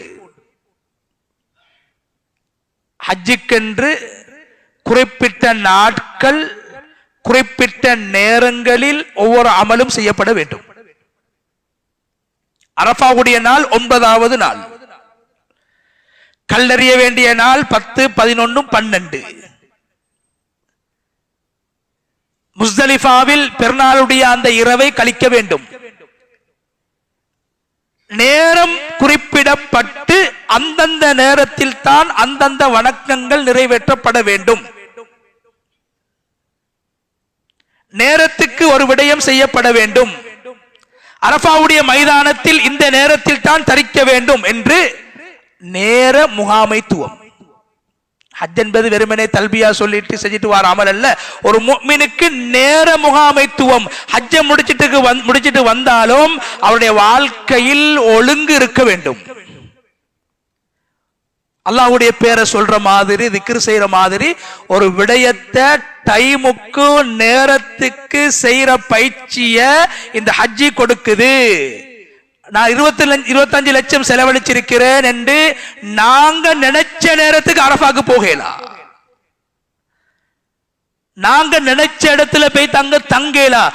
இங்கதான் போகணும், இந்த இடத்துக்கு தான் வரணும், மக்காக்கு தான் போகணும், மினாக்கு தான் வரணும், இங்கதான் இருக்கணும், இந்த டைமுக்குள்ள இருக்கணும். கல்லெறிய போறதாக இருந்தாலும் ஸல்லல்லாஹு அலைஹி வஸல்லம் அவங்க அதுக்கென்று ஒரு டைமை நிர்ணயிச்சிருக்கிறாங்க. அந்த டைமை விட முந்தினாலும் அது ஏற்றுக்கொள்ளப்படாது, பிந்தினாலும் ஏற்றுக்கொள்ளப்படாது. நேரத்துக்கு ஒரு விஷயத்தை செய்யணும் என்ற பயிற்சிய ஹஜ்ஜி ஒரு ஹாஜிக்கு வழங்குது. எனவே கண்ணியமானவர்களே, ஏனைய அமல்களை போன்றதல்ல. ஊரை விட்டுட்டு போறாரு, குடும்பத்தை விட்டுட்டு போறாரு, பிரயாணம் செஞ்சுட்டு போறாரு, மினால இருந்து அரஃபா, அரஃபால இருந்து முஸ்தலிஃபா, முஸ்தலிஃபால இருந்து அரஃபா, பிறகு முஸ்தலிஃபால இருந்து மினா, மினால இருந்து மக்கா, பிரயாணங்கள் எல்லாம் செய்ய வேண்டும். இப்படியான சந்தர்ப்பங்கள்ல சில நேரத்தில் மனிதர்களுக்கு அதிகமாக கோபம் ஏற்படும். கஷ்டங்களை, சிரமங்களை முகம் கொடுக்கும் போது ஒரு மனிதன் நிதானத்தை இழந்து விடுவார். இந்த நேரத்தில் தான் கண்ணியமான அல்லாஹ்வுடைய நல்லடியார்களே, அல்லாஹ் தஆலா ஒரு ஹாஜிக்கு பயிற்சி கொடுக்கிறான். உங்களோட வாழ்க்கையில சகிப்புத்தன்மை உண்டாகணும். இப்ராஹிம் அலைஹிஸ்ஸலாத்தை பத்தி அல்லாஹ் இரண்டாவது என்ன சொல்றான்? ஹலீம். இப்ராஹிம் அலைஹிஸ்ஸலாம் சகிப்புத்தன்மை உள்ளவர். எதையும் சகித்துக் கொள்றது. கோபம் வரும்போது நாவை கட்டுப்படுத்துறது, உணர்வுகளை கட்டுப்படுத்துறது ஹஜ்ஜுடைய முக்கியமான நோக்கம். அதனாலதான் அல்லாஹ் சொல்றான், அல்லாஹ் குர்ஆன்ல சொல்லல ஒரு ஹாஜி தைத்ததை அணியக்கூடாது, வாசம் பூசக்கூடாது. நபி அவர்கள் சொன்னார்கள், குர்ஆன் சொல்லுது, ஃபமன் ஃபரல ஃபீஹின்னல் ஹஜ், யார் ஹஜ்ஜுக்காக போறாங்களோ அவங்க கட்டாயம் செய்ய வேண்டிய ஒரு விஷயம் இருக்குது. என்ன? அவனோட நாவை பாதுகாக்கிறது. ஆக கஷ்டமான ஒன்று அதுதான். நாவை பாதுகாக்கிறது ரொம்ப கஷ்டம், சும்மாவே கஷ்டம். ஆனா அவர் தியாகங்களுக்கும் பிரச்சனைகளுக்கும் இன்னல்களுக்கும் நெருக்கடிகளுக்கும் முகம் கொடுக்கும் போது நாவை பாதுகாப்பது ரொம்ப சிரமம். அல்ல எதை சொல்ல வாரா? நீங்க ஹஜ்ஜுக்கு போனா தியாகம் செய்ய வேண்டி வரும், கோபத்தை ஏற்படுத்தக்கூடிய விடயங்களுக்கு நீங்க முகம் கொடுக்க வேண்டி வரும். நீங்கள் நினைத்தது அங்கு நடக்க மாட்டாது. டைமுக்கும் வேலை செய்யணும், ஆனா நினைச்ச மாதிரி செய்யவும் மேலா. இந்த நேரத்தில் ஒரு மனிதன் கோபத்தை வெளிப்படுத்தக்கூடிய நேரத்தில் அவர் பாவிக்கக்கூடிய உறுப்பு தான் நாவு.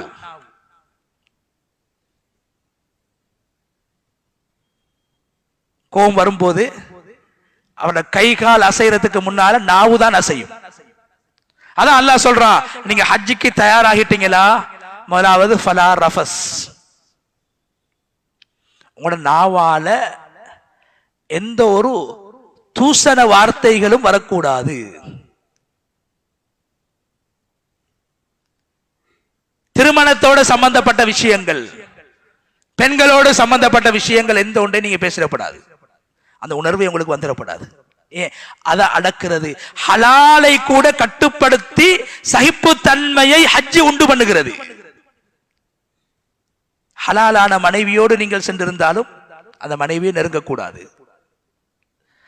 ஆபாசமான விடயங்களை பேசிடப்படாது. குர்ஆன் சொல்லுது, அல்லாஹ்வுக்காக வேண்டி அல்லாஹ்வுடைய மாளிகையை தரிசித்து அல்லாஹ் தரிக்க சொன்ன இடங்களில் அல்லாஹ்வுக்காக நான் தரிக்கிறேன், அல்லாஹ்வுக்காக வேண்டி ஹலாலையும் நான் விடுகிறேன். நான் ஆரம்பத்தில் சொன்னேன், ஒரு மையத்தை போல வீட்டில் குளிக்கிறதுல இருந்து அவர் ஹஜ்ஜுடைய பயணம் முழுக்க தான் ஒரு மையத்தென்ற உணர்வோடு செயல்பட வேண்டும். போயிட்டோம், திரும்பி வாரது சுவர் இல்ல. கடனையும் கொடுத்தாச்சு, மக்கள்கிட்ட மன்னிப்பும் கேட்டாச்சு, பிரயாணமும் சொல்லியாச்சு, வாரது சுவர் இல்ல.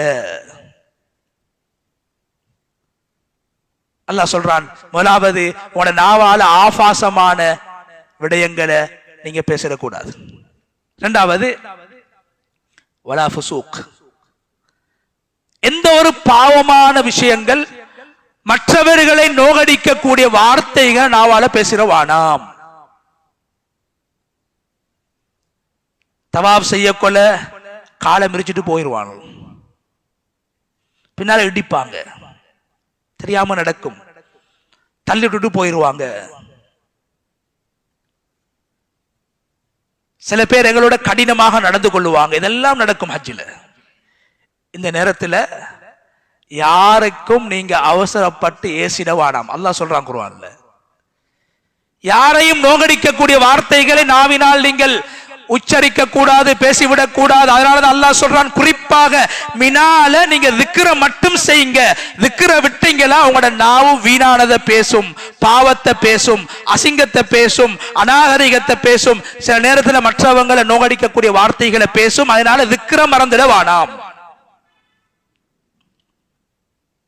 நாங்க நினைக்கிறோம் ஹஜ்ஜுக்கு போய்தான் தக்வாவை உண்டாக்கணும். அல்லாஹ் சொல்றான் இல்ல. சில பேர் நினைக்கிறேன் ஹஜ்ஜுக்கு போய் திருந்திட்டு வருவோம். குர்ஆன் சொல்லுது இல்ல, நீங்க திருந்திட்டு ஹஜ்ஜுக்கு போங்க. ஹஜ்ஜுக்கு போய்த்து வந்து ஹராத்தை விடுவோம் இல்ல. குர்ஆன் சொல்லுது ஹராத்தை விட்டுட்டு ஹஜ்ஜுக்கு போங்க. போய் வந்து திருந்துவதல்ல, போவதற்கு முன்னால் திருந்த வேண்டும். போவதற்கு முன்னால் நாவை கட்டுப்படுத்த வேண்டும். அங்கு செல்வதற்கு முன்னால் உணர்வுகளை அடக்க வேண்டும். அதனாலதான் நான் ஜும்மால கூட ஞாபகப்படுத்தினேன், ஒரு மாசம் ட்ரைனிங். ஹஜ்ஜில போய் 5 நாள் அல்லது 4 நாள் அந்த ஹஜ்ஜுடைய கிருகைகளில் ஈடுபடுவதற்கு முன்னால் அல்லாஹ் 30 நாள் எனக்கும் உங்களுக்கும் ஹாஜிகளுக்கும் அல்லாஹ் ஒரு பயிற்சியை கொடுத்தான். என்ன பயிற்சி? எதை பார்க்க வேண்டும் என்ற பயிற்சி, எப்படி பேச வேண்டும் என்ற பயிற்சி, ஆசைகளை உணர்வுகளை எப்படி அடக்க வேண்டும் என்ற பயிற்சி, நாவை எப்படி நல்ல விடயங்களில் ஈடுபடுத்த வேண்டும் என்ற பயிற்சி ரமலானில் ஒரு மாதம் தந்து தக்வாவுடைய உணர்வை ஏற்படுத்தியதற்கு பின்னால் தான் அல்லாஹ் சொல்றான், நீ ஹஜ்ஜுக்கு வா. அல்லாஹ் சொல்றான், நீங்க ஹஜ்ஜுக்கு வரக்கூடிய நேரத்தில் பிரயாண ஏற்பாடுகளை செய்யுங்க. பாஸ்போர்ட் எடுங்க, விசாவை எடுங்க, பேக் வாங்குங்க, உடுப்பு வாங்குங்க, தேவையான பொருட்களை வாங்குங்க, மருந்து எடுத்துட்டு போங்க, பரவாயில்ல. அல்லாஹ் சொல்றான் சும்மா போவானாம். முந்தைய ஒரு கூட்டம் இருந்தாங்க, அந்த ஆயத் அருளப்படுறதுக்கு முன்னால யமன்ல இருந்து சில பேர் ஹஜ்ஜுக்கு வருவாங்களாம். பிரயாண காசி மட்டும்தான் அங்க வந்து யாசகம் செஞ்சு யாசித்து அந்த காசால தான் சாப்பிடுவாங்க, குடிப்பாங்க, அமல் செய்வாங்க. அல்லாஹ் சொல்றா நீங்க அப்படி ஹஜ்ஜுக்கு வரவானாம். ஏற்பாட்டோட வாங்க, காசு எடுத்துட்டு வாங்க, உணவுக்கான பொருட்கள் எடுத்துட்டு வாங்க, தேவையான பொருட்கள் எடுத்துட்டு வாங்க. அங்க வந்து யார்கிட்டையும் கையேந்த வானாம். இப்படி அல்லாஹ் சொல்லிட்டு என்ன சொல்றான், ஃபைன்ன கைர ஸாதி தக்வா. நீங்க உடுப்பும் எடுத்தாச்சு, விசாவும் எடுத்தாச்சு, பாஸ்போர்ட்டும் எடுத்தாச்சு, பிரயாணத்துக்கான ஏற்பாடு எல்லாம் செஞ்சாச்சு, தக்வாவை மறந்துட வானாம். அங்க போய் தக்வாவை பெறதல்ல, தக்வாவோட இங்க இருந்து வாங்கன்றான் அல்லாஹ். அப்பதான் அந்த நாவு பேணப்படும். ஹஜ்ஜுடைய உண்மையான நோக்கத்தை புரிந்த ஒரு ஹாஜியாக, ஹஜ்ஜுன் மப்ரூரை பெற்ற ஹாஜியாக அவர் மாறுவார். நாட்டிலிருந்து போகும்போது பக்குவமாக போக வேண்டும். எனவே ஃபைன்ன கைர ஸாதி தக்வா, நீங்க பிரயாண ஏற்பாடுகளை செய்கின்ற போது தக்வா என்ற ஏற்பாட்டையும் செய்து கொள்ளுங்கள். அதனாலதான் ரமலானுடைய சூட்டோட, அந்த ரமலானுடைய அந்த உணர்வோட, ரமலானுடைய பயிற்சியோட அல்லாஹ் ஹஜ்ஜ ஆரம்பிக்கிறான். ஷவ்வாலுடைய புற கண்டத்திலிருந்து ஒரு ஹாஜிக்கு மக்காவுக்கு போகணும். ஒரு மாத பயிற்சி தந்து அல்லாஹ் எடுக்கிறான், சும்மா இல்ல. ஏன் வாழ்க்கையில ஒரு தடவை செய்யற வணக்கம் வீணாகிடப்படாது. வாழ்க்கையில ஒரு தடவை உலகத்தை ஆளக்கூடிய ஆட்சியாளராக இருந்தாலும் வருடா வருடம் ஹஜ் செய்ய வேண்டும் என்ற அவசியம் அவர்களுக்கு கிடையாது. ஒவ்வொரு மனிதனும் தன்னிடத்தில் இருக்கக்கூடிய காசால அவர் ஹஜ் செய்யறது தான் ஹஜ். மற்றவங்களுக்கு உதவி செய்யறது மனிதாபிமானம், கடமை அல்ல. ஒரு கணவன் அவர்கிட்ட காசு இருக்குதா, வசதி இருக்கிறா, அவர் ஹஜ்ஜி செய்யறது அவருக்கு கடமை. அதை விட அதிகமாக காசு இருக்கிறதால மனைவியை ஹஜ்ஜி செய்ய வைக்கிறது அவருக்கு கடமை இல்லை. அது மனிதாபிமானம், கடமை அல்ல. ஒரு செல்வந்தன் அவர் ஹஜ்ஜி செஞ்சாரு, அவர்கிட்ட அல்லாஹ் கேட்க மாட்டான் நீ ஏன் மனைவியை கூட்டிட்டு போகல. மனைவிட்ட காசு இருந்தா அவைக்கு ஜக்காத்தும் கடமை, அதே நேரத்தில் அவைக்கு ஹஜ்ஜு கடமை. அவங்களோட காசு. கணவன்மார்கள் மனைவிமார்களை மனிதாபிமானத்தின் அடிப்படையிலே அழைத்து செல்கிறார்களே தவிர அவர்களுக்கு கடமை அல்ல. இதை மனைவிமார் புரிஞ்சு கொள்ளணும். வாழ்க்கையில காபத்துல்லாவை காணக்கூடிய ஒரு சந்தர்ப்பத்தை, ஹஜ்ஜி செய்யக்கூடிய சந்தர்ப்பத்தை என் கணவன் எனக்கு ஏற்படுத்தி செஞ்சு தந்திருக்கிறாரு, ஏற்பாடு செய்து தந்திருக்கிறாரு. இது அவருடைய கடமை அல்ல, பொறுப்பல்ல, அவருடைய மனிதாபிமானம் என்பதை புரிந்து கொள்ள வேண்டும். அப்படியான தாய்மார்கள் ஹஜ்ஜிக்கு போனதுக்கு பின்னாலேயும் ஹஜ்ஜிக்கு பின்னாலேயும் கணவன்மார மறந்துடாதீங்க. ஏன்? உங்களுக்கு உபகாரம் செஞ்சிருக்கிறாங்களே தவிர கடமை அவங்க செய்யல, அது கடமை அல்ல. உலமா கழிக்கிறாங்க, கேட்டு பாருங்க. கணவனுடைய காசியினால் மனைவியை உம்ரா செய்ய வைப்பதும் ஹஜ்ஜி செய்ய வைப்பதும் ஷரியத்தில் கடமை அல்ல. அவர்கள் காசு இருந்தால் செய்ய வேண்டும். ஆனா இன்றைக்கு மாஷா அல்லாஹ் எங்கட நாட்டுல, ஏழை நாடுகள்ல கணவன்மார் மனைவிமார் அழைச்சிட்டு போறாங்க. என்ன காரணம்? அவங்கள தனி அனுப்பல, மஹரம் ஒன்று வேணும். ஒரு பெண்ணிடத்துல காசு இருக்குது, அவட காசி, அது கணவன் கொடுத்த காசா இருக்கலாம் அல்லது அவ சம்பாதிச்ச காசா இருக்கலாம். அவ ஹஜ்ஜுக்கு போகக்கூடிய நேரத்துல மஹரத்துக்கும் மஹரமான ஆணுக்கும் அவ செலவழிச்சு போகணும். ஆனா அப்படி இருக்கக்கூடிய நேரத்தில் எங்கட கணவன்மார் எங்களை அழைச்சிட்டு போறாங்கண்டா அவங்க உபகாரம் செஞ்சு எங்களை அழைச்சிட்டு போறாங்களே தவிர கடமை இல்லை அவங்களுக்கு. அதை புரிஞ்சு கொள்ளணும். ஒரு மனைவிமாரும் அதை புரிஞ்சு கொள்ளணும். வாழ்க்கையில யாருக்கும் கிடைக்காத ஒரு பாக்கியத்தை, ஒரு அமலை, காபாவை கண்களால் காணுகின்ற பாக்கியத்தை அல்லாஹ் என் கணவன் மூலமாக எனக்கு தந்திருக்கிறான். அல்லாஹ்வுக்கு நன்றி செலுத்துவதை போன்று அந்த ஹஜ்ஜுடைய முழு பயணங்களிலும் கணவன்மார்களை ஞாபகம் செய்து அவர்களுக்காக வேண்டி, அவருடைய ஆரோக்கியத்துக்காக வேண்டி, தொழில் துறவுக்காக வேண்டி ஒவ்வொரு மனைவிமார்களும் துவா செய்வது கடமை, என் உபகாரம் என்ற அடிப்படையிலே.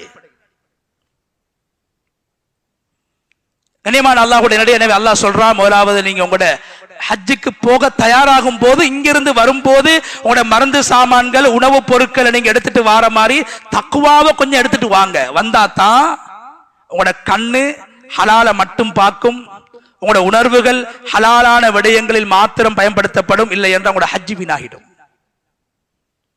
கண்ணியமானவர்களே, பெண்கள் பொதுவாக முகத்தை மறைக்கக்கூடிய பெண்களுக்கும் உம்ராவுடைய ஹஜ்ஜுடைய தவாப் செய்யும் போது, ஹஜ்ஜுடைய அமல்கள்ல ஈடுபடும் போது அரஃபாவுடைய நாள் வரைக்கும் அவங்க முகத்தை துறக்கணும். மூடிய பெண்களை அல்லாஹ் திறக்க வைக்கிறான். என்ன காரணம்?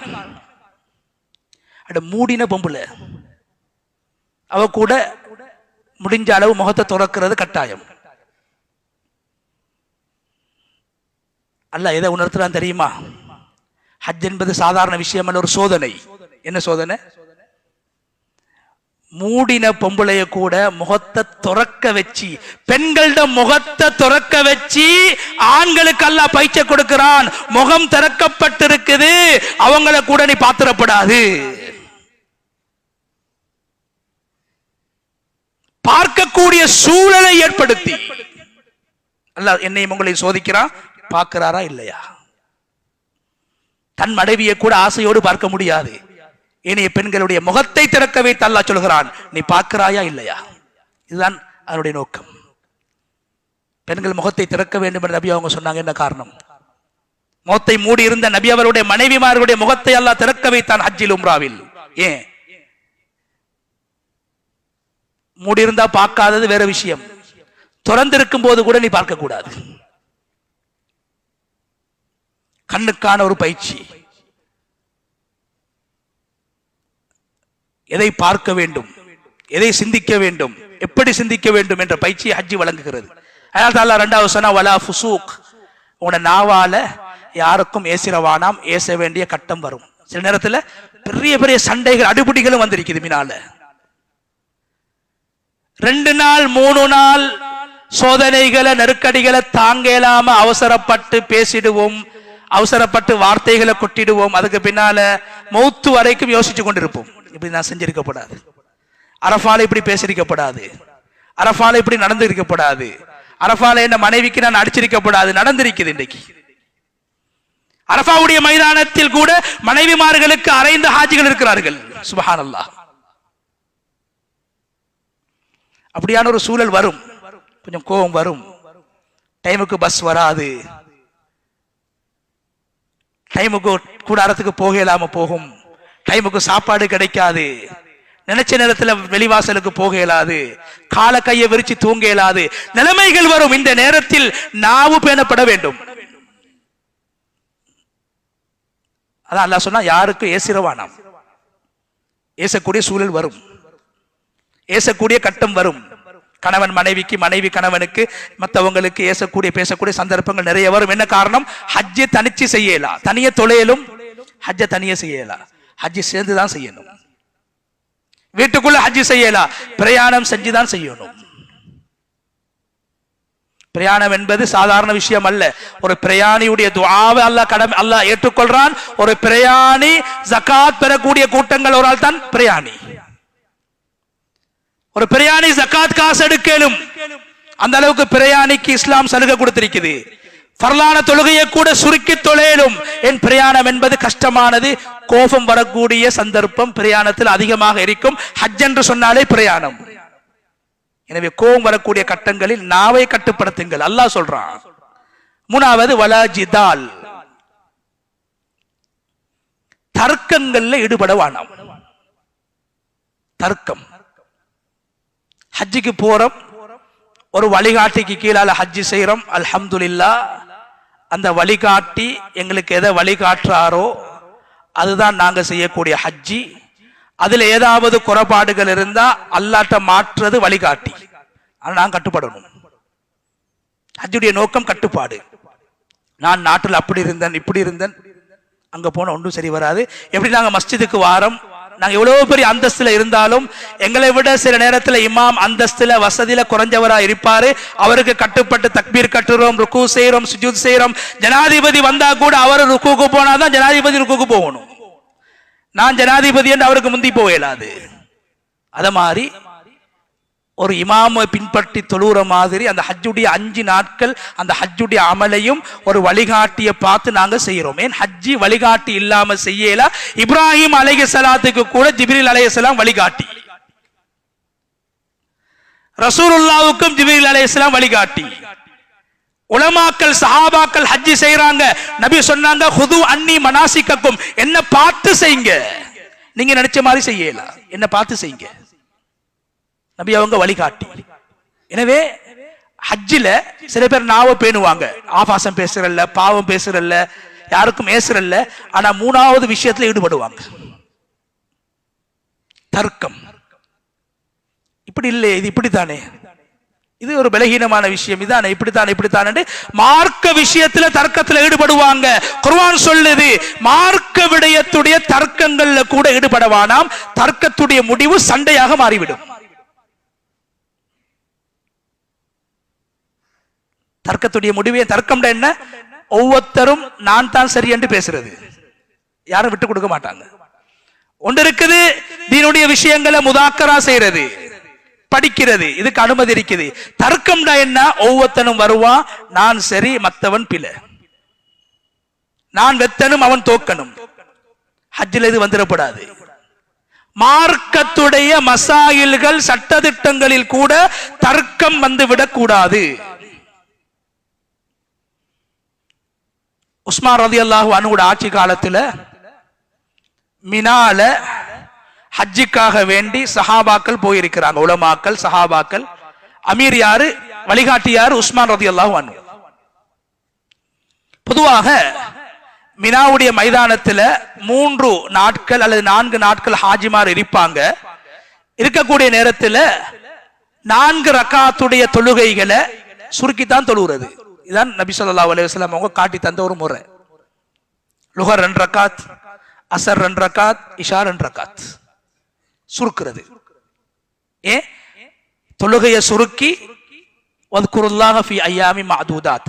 திக்ருக்கும் ஸலவாத்துக்கும் தக்பீருக்கும் நேரம் கொடுக்கிறது. இதான் நபியுடைய வழிகாட்டல். உஸ்மான் ரலியல்லாஹு அன்ஹு என்ன செய்றாங்க, அவங்களோட ஆட்சி காலத்துல 2 ரக்காத்தாக தொழ வேண்டிய லுகர் தொழுகையை மினாவில், 2 ரக்காத்தாக தொழ வேண்டிய அசர் தொழுகையை மினாவில், 2 ரக்காத்தாக தொழ வேண்டிய இஷா தொழுகையை மினாவில் 4 ரக்காத்துகளாக தொழுவிக்கிறார்கள். என்ன காரணம்?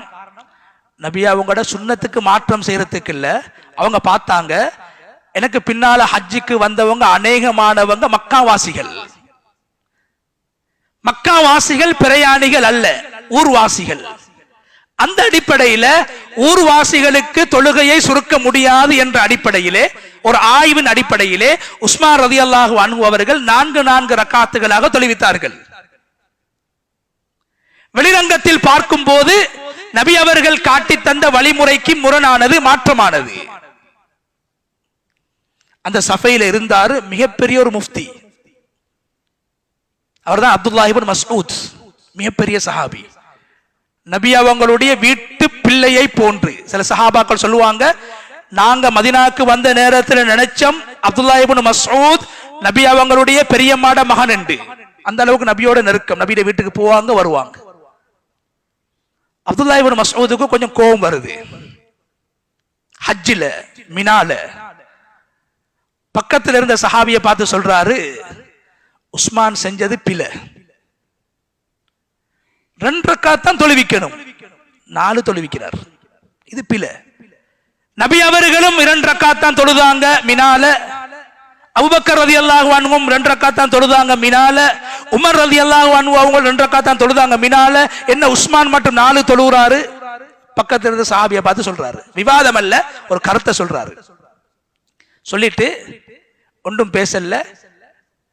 அந்த உஸ்மான் ரலியல்லாஹு அன்ஹு அவங்களுக்கு பின்னால 4 ரக்காத் அவரும் தொழுகிறார். ஏன்? ஒரு அமீருக்கு கட்டுப்பட வேண்டும், ஒரு வழிகாட்டிக்கு கட்டுப்பட வேண்டும். என்னுடைய கருத்து எப்படி இருந்தாலும் அவர் சொல்வதை நான் செய்ய வேண்டும் என்ற அடிப்படையிலே மௌனமாக இருந்து 4 ரக்காத்துகளாக தொழுகிறார். அந்த சஹாபி கேட்டார், மற்ற சஹாபி, நீங்க என்ன இடத்துல சொன்னீங்க உஸ்மான் செஞ்சது பிளண்டு, நீங்க உஸ்மான் இடத்துல எலும்பி சொல்லுங்களே, தைரியமாக எலும்பி சொல்லுங்க, உஸ்மான் நீங்க செஞ்சது பிழை.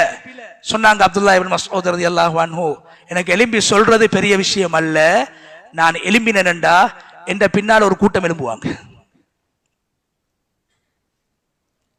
உஸ்மான் நீங்க 4 தொழப்படாது 2 தான் தொழணும் என்றா எனக்கு பின்னால சஹாபாக்களில் ஒரு கூட்டம் பிரிந்து என்னோடு வந்து விடுவார்கள், உஸ்மானோடு ஒரு கூட்டம் என்னோடு ஒரு கூட்டம் வந்து விடுவார்கள்.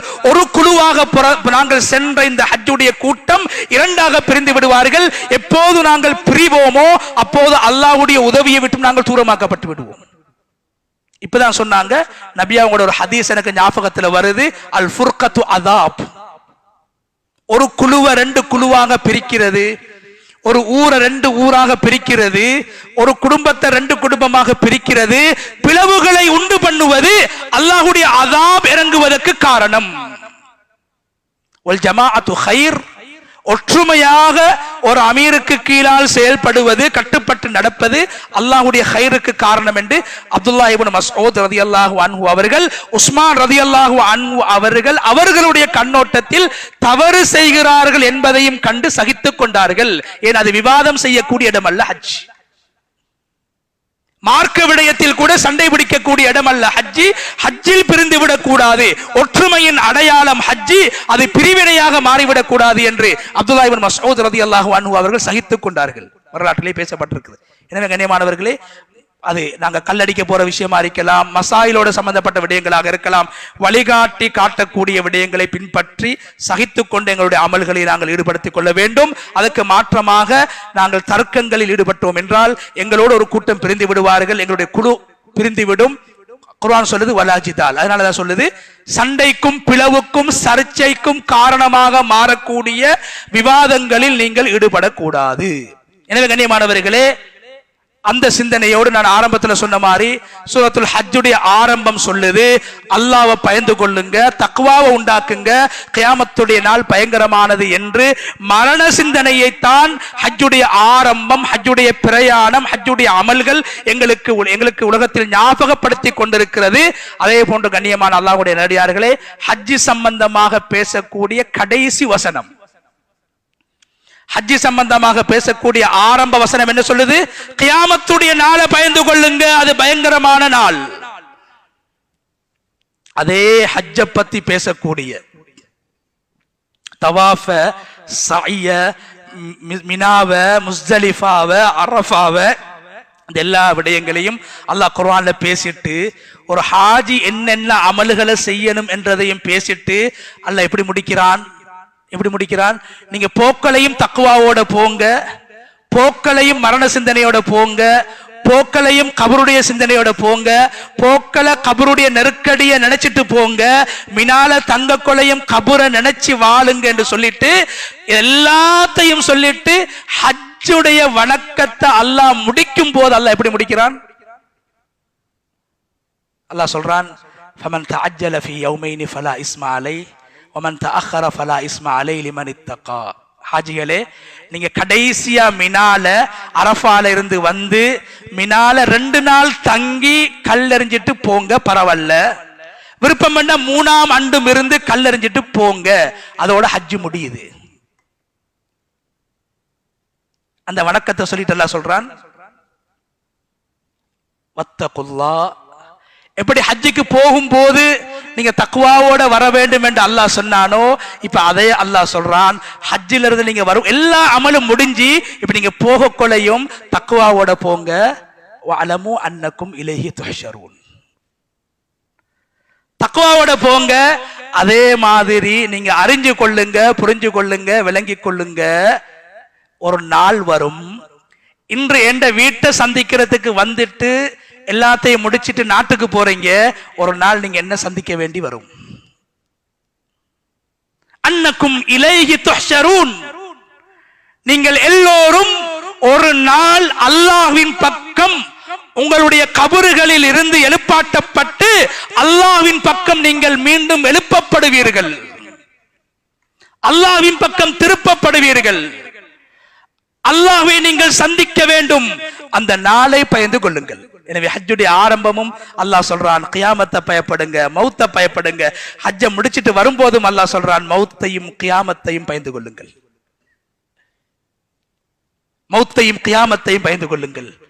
வாழ்க்கையில் எஞ்சிருக்கக்கூடிய நாட்களை மரண சிந்தனையோடு நான் மௌத்தாக கூடிய ஒரு நாள் இருக்கிறது. ஹஜ்ஜுக்காக சென்றேன், மரண சிந்தனையோடு இருந்தேன், விக்கிரோடு இருந்தேன், சிந்தனைகளோடு இருந்தேன், அல்லாஹ்வுக்கு நன்றி செலுத்தியவனாக கழித்தேன், அல்லாஹ்வை புகழ்ந்தவனாக கழித்தேன், திரும்பி வந்து விட்டேன். மீண்டும் அல்லாஹ்வுடைய வீட்டை தரிசித்த நாள், அல்லாஹ்வை வீட்டை தரிசித்த நான் அல்லாஹ்வை சந்திக்கக்கூடிய ஒரு நாள் இருக்கிறது என்ற உணர்வோடு நீங்கள் திரும்பி போகுங்கள் என்று அல்லாஹு தஆலா குர்ஆன்ல சொல்றான். எனவே கண்ணியமான அல்லாஹ்வுடைய நடிகார்களே, அந்த அடிப்படையில் ஹஜ்ஜுடைய பிரதானமான நோக்கம், எங்களுடைய ஒவ்வொரு நிலைமைகளும் ஹஜ்ஜில் மாறும் போது அது மரண சிந்தனையை, மௌத்துடைய சிந்தனையை எங்களுக்கு தர வேண்டும். இரண்டாவது, அல்லாஹ்வுடைய சிந்தனை, அல்லாஹ்வை அதிகமாக ஹஜ்ஜுடைய காலங்களில் இஹ்ராமோடு இருக்கும் போது மிஹ்ராத்தை நாங்கள் கலைந்ததற்கு பின்னாலும் அல்லாஹ்வுடைய சிந்தனையை ஏற்படுத்திக் கொள்ள வேண்டும். ஹஜ்ஜுடைய பிரதானமான நோக்கம். மூணாவது கண்ணியமானவர்களே, நபி இப்ராஹிம் அலைஹிஸ்ஸலாம் அவர்களை அல்லாஹ் குர்ஆனில் முன்மாதிரியாக பேசக்கூடிய நேரத்தில் இப்ராஹிம் அலைஹிஸ்ஸலாத்திடத்தில் காணப்பட்ட 2 முக்கியமான பண்புகள், எப்போதும் அல்லாஹ்வை நினைத்து வாழ்வது, அதே நேரத்தில் சகிப்புத்தன்மையோடு வாழ்வது. இந்த 2 விதமான பயிற்சிகளையும் ஹஜ்ஜி எங்களுக்கு வழங்க வேண்டும். அதே போன்ற கண்ணியமானவர்களே, ஹஜ்ஜுடைய முக்கியமான ஒரு அம்சம்தான் குர்ஆன் சொல்லுது, வமை யுஅல்லிம் ஷஆயிரல்லாஹ் ஃபஇன்னஹா மின் தக்வல் குலூப். உங்களோட உள்ளத்துல எப்ப அல்லாஹ்வுடைய புனிதமான இடங்கள், மக்கா என்றாலே அது புனிதமான இடம், அங்க போய் என்னடா இப்படி சூடு, என்னடா இப்படி தூசி, என்னடா இப்படி கிரௌட் என்று சொல்லி அந்த பூமியுடைய கண்ணியத்தை நாங்கள் இழக்க செய்திடக்கூடாது. மக்கா அல்லாஹ்வுடைய வீடு கட்டப்பட்டிருக்கக்கூடிய புனிதமான இடம், குர்ஆனுடைய அநேகமான ஆயத்துக்கள் அருளப்பட்ட இடம். நபி ஸல்லல்லாஹு அலைஹி வஸல்லம் அவங்க தன்னுடைய வாழ்க்கையில 53 வருஷம் வாழ்ந்த இடம். அந்த உணர்வோடு தான் மக்கள் இருக்கணும். காபத்துல்லா அல்லாஹ்வுடைய வீடு, அதை கண்ணியப்படுத்துறது. சஃபா மர்வா நாங்க தொங்கோட்டம் ஓடக்கூடிய நேரத்தில் 7 தடவைகள் ஏறி இறங்கக்கூடிய அந்த மலை, அதை குர்ஆன் சொல்லுது மின் ஷஆயிரில்லாஹ், அல்லாஹ்வுடைய அடையாள சின்னங்கள்ல ஒன்று. ஏன் அந்த 2 இடங்கள்லையும் அல்லாஹ்வுடைய பெயர் அதிகமாக சொல்லப்படுது. அந்த இடங்களை கண்ணியப்படுத்துறது. மினா, அரஃபா, முஸ்தலிஃபா, குர்ஆன் சொல்லுது அல்லாஹ் ஒருவன் என்பதை உலகத்துக்கு அடையாளப்படுத்தக்கூடிய இடங்கள், நபிமார்கள் மிரித்த இடங்கள், ஆதம் அலைஹிஸ்ஸலாம் தொடக்கம் உலகத்தில் கடைசியாக ஹஜ் செய்யக்கூடிய ஒவ்வொருவர்களும் தரிசிக்க வேண்டிய இடம், எல்லோரும் வந்து போகக்கூடிய இடம், எல்லோரும் அல்லாஹ்வை ஞாபகம் செய்த இடம், பல்வேறுபட்ட பாவிகளை அல்லாஹ் மன்னித்த இடம் என்ற கண்ணியத்தை உள்ளத்தில் ஏற்படுத்திக் கொள்ள வேண்டும்.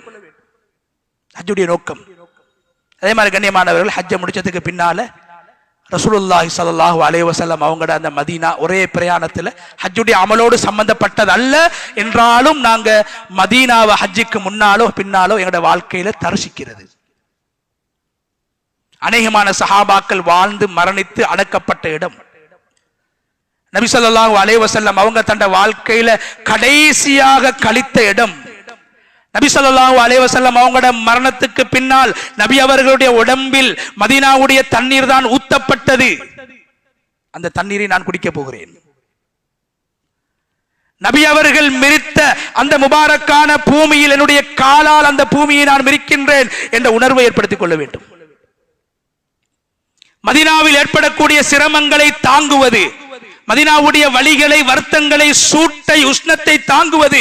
நபி ஸல்லல்லாஹு அலைஹி வஸல்லம் அவங்க சொன்னாங்க, நாளை கியாமத்துடைய நாளையில் யாரெல்லாம் மதீனாவுக்கு வந்து மதீனாவுடைய சிரமத்தை, கஷ்டத்தை, நெருக்கடியை, உஷ்ணத்தை தாங்குவார்களோ குந்து ஷஃபீஅன் லஹு யௌமல் கியாமா, கியாமத்துடைய நாளையில் நான் அவர்களுக்காக வேண்டி அவர்கள் சுவர்க்கம் செல்ல வேண்டும் என்பதற்காக, அவர்களுடைய பாவங்கள் மன்னிக்கப்பட வேண்டும் என்பதற்காக அல்லாஹ்விடத்தில் ஷஃபாஅத் செய்வேன் என்று சொன்னாங்க ஸல்லல்லாஹு அலைஹி வஸல்லம். நீங்கள் வாழ்ந்து மௌத்தாக வேண்டுமாக இருந்தால் மதீனாவுக்கு வந்து மௌத்தாகுங்கள் என்று ஸல்லல்லாஹு அலைஹி வஸல்லம் அவர்கள் வாழ்வதற்கும் மரணிப்பதற்கும் சிறந்த இடம் மதீனா என்று சொல்லியிருக்கிறார்கள்.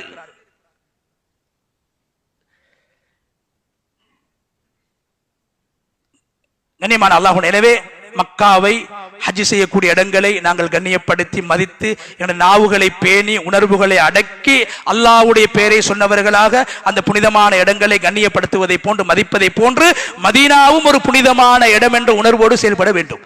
நபி அவங்களே சொன்னாங்க, இப்ராஹிம் அலைஹிஸ்ஸலாம் எப்படி மக்காவை புனிதமான இடமாக ஆக்கினாங்களோ, புனிதமான பூமி என்று பிரகடனம் செஞ்சாங்களோ, அதை மாறி நான் மதீனாவை புனிதமான பூமியாக பிரகடனம் செய்கிறேன் என்று சொன்னாங்க ஸல்லல்லாஹு அலைஹி வஸல்லம்.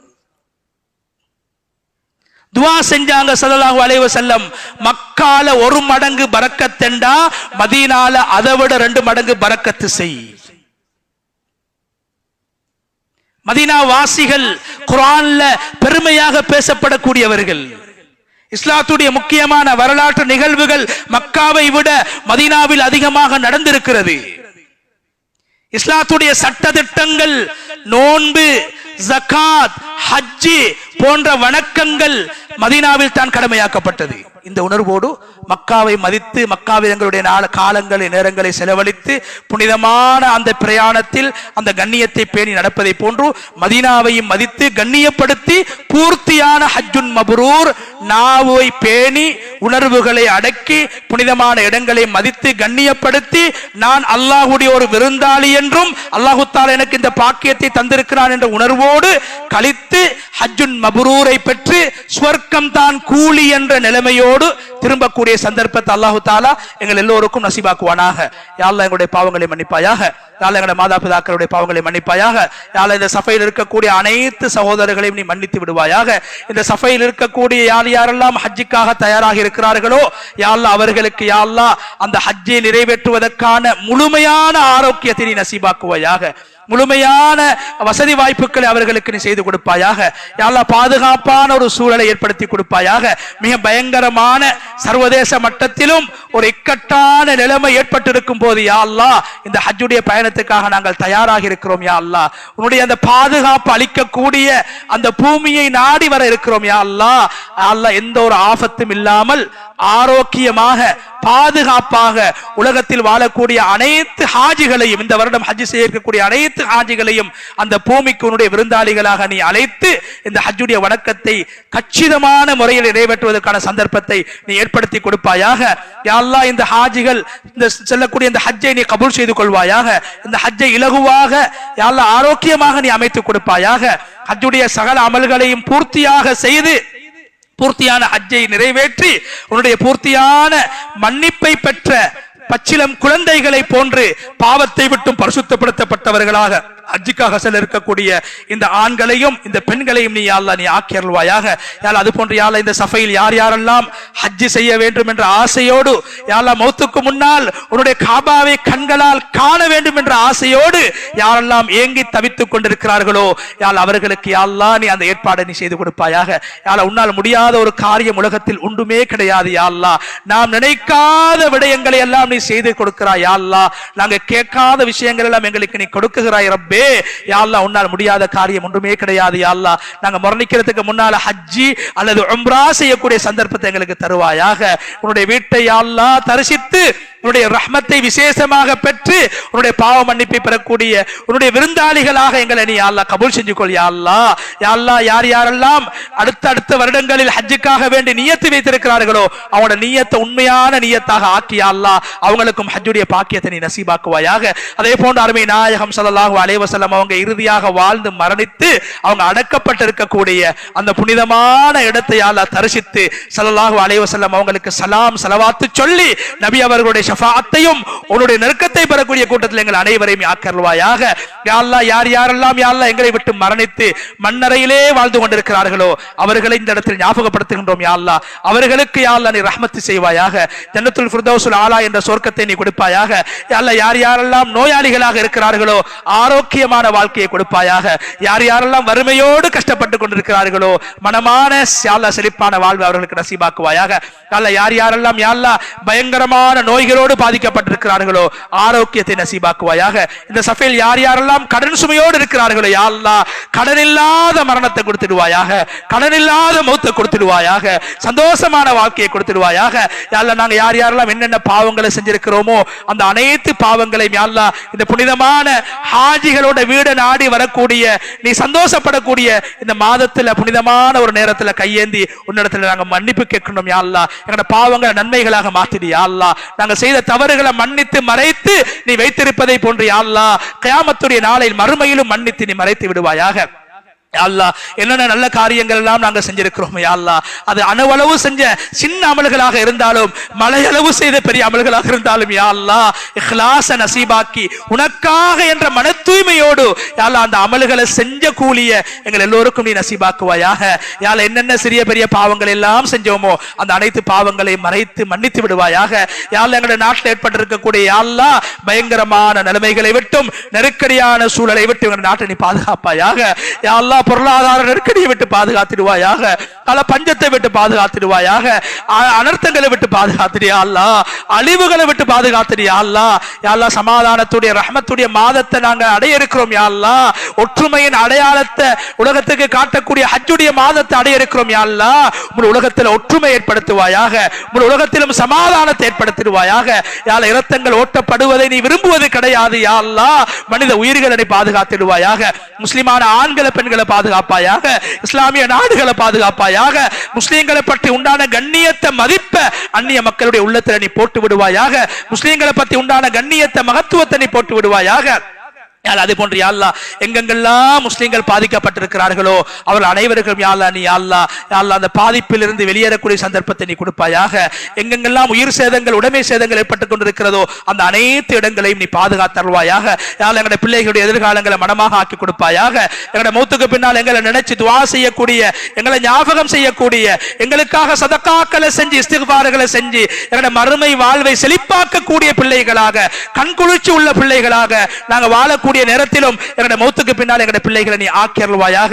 எங்களுடைய பிள்ளைகளை யா அல்லாஹ் பயங்கரமான பாவங்களை விட்டும், பெரும்பாவங்களை விட்டும், போதை வஸ்துக்களை விட்டும், மோசமான பழக்க வழக்கங்களை விட்டும் எங்களை நீ பாதுகாப்பதை போன்று யா அல்லாஹ் எங்களுடைய பிள்ளை குட்டிகளை பாதுகாத்திடுவாயாக.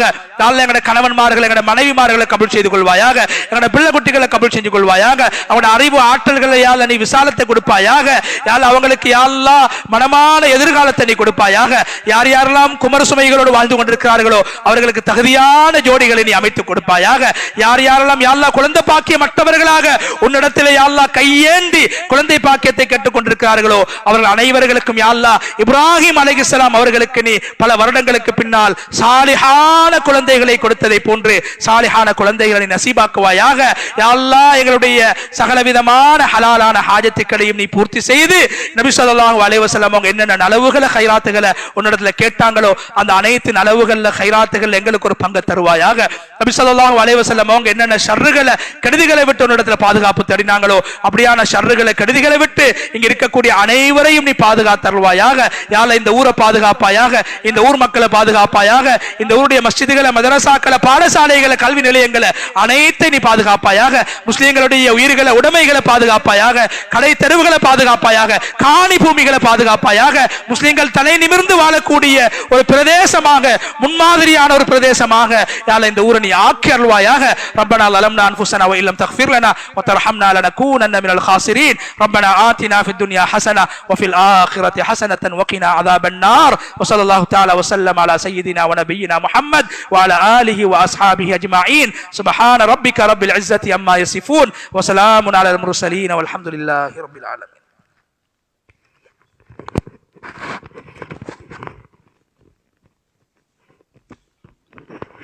ஜஸாக்குமுல்லாஹ் ஹைரா. நம்முடைய மஸ்ஜிதுடைய இன்னும் அகில இலங்கை ஜமியத்துல் உலமா கல்மக்களை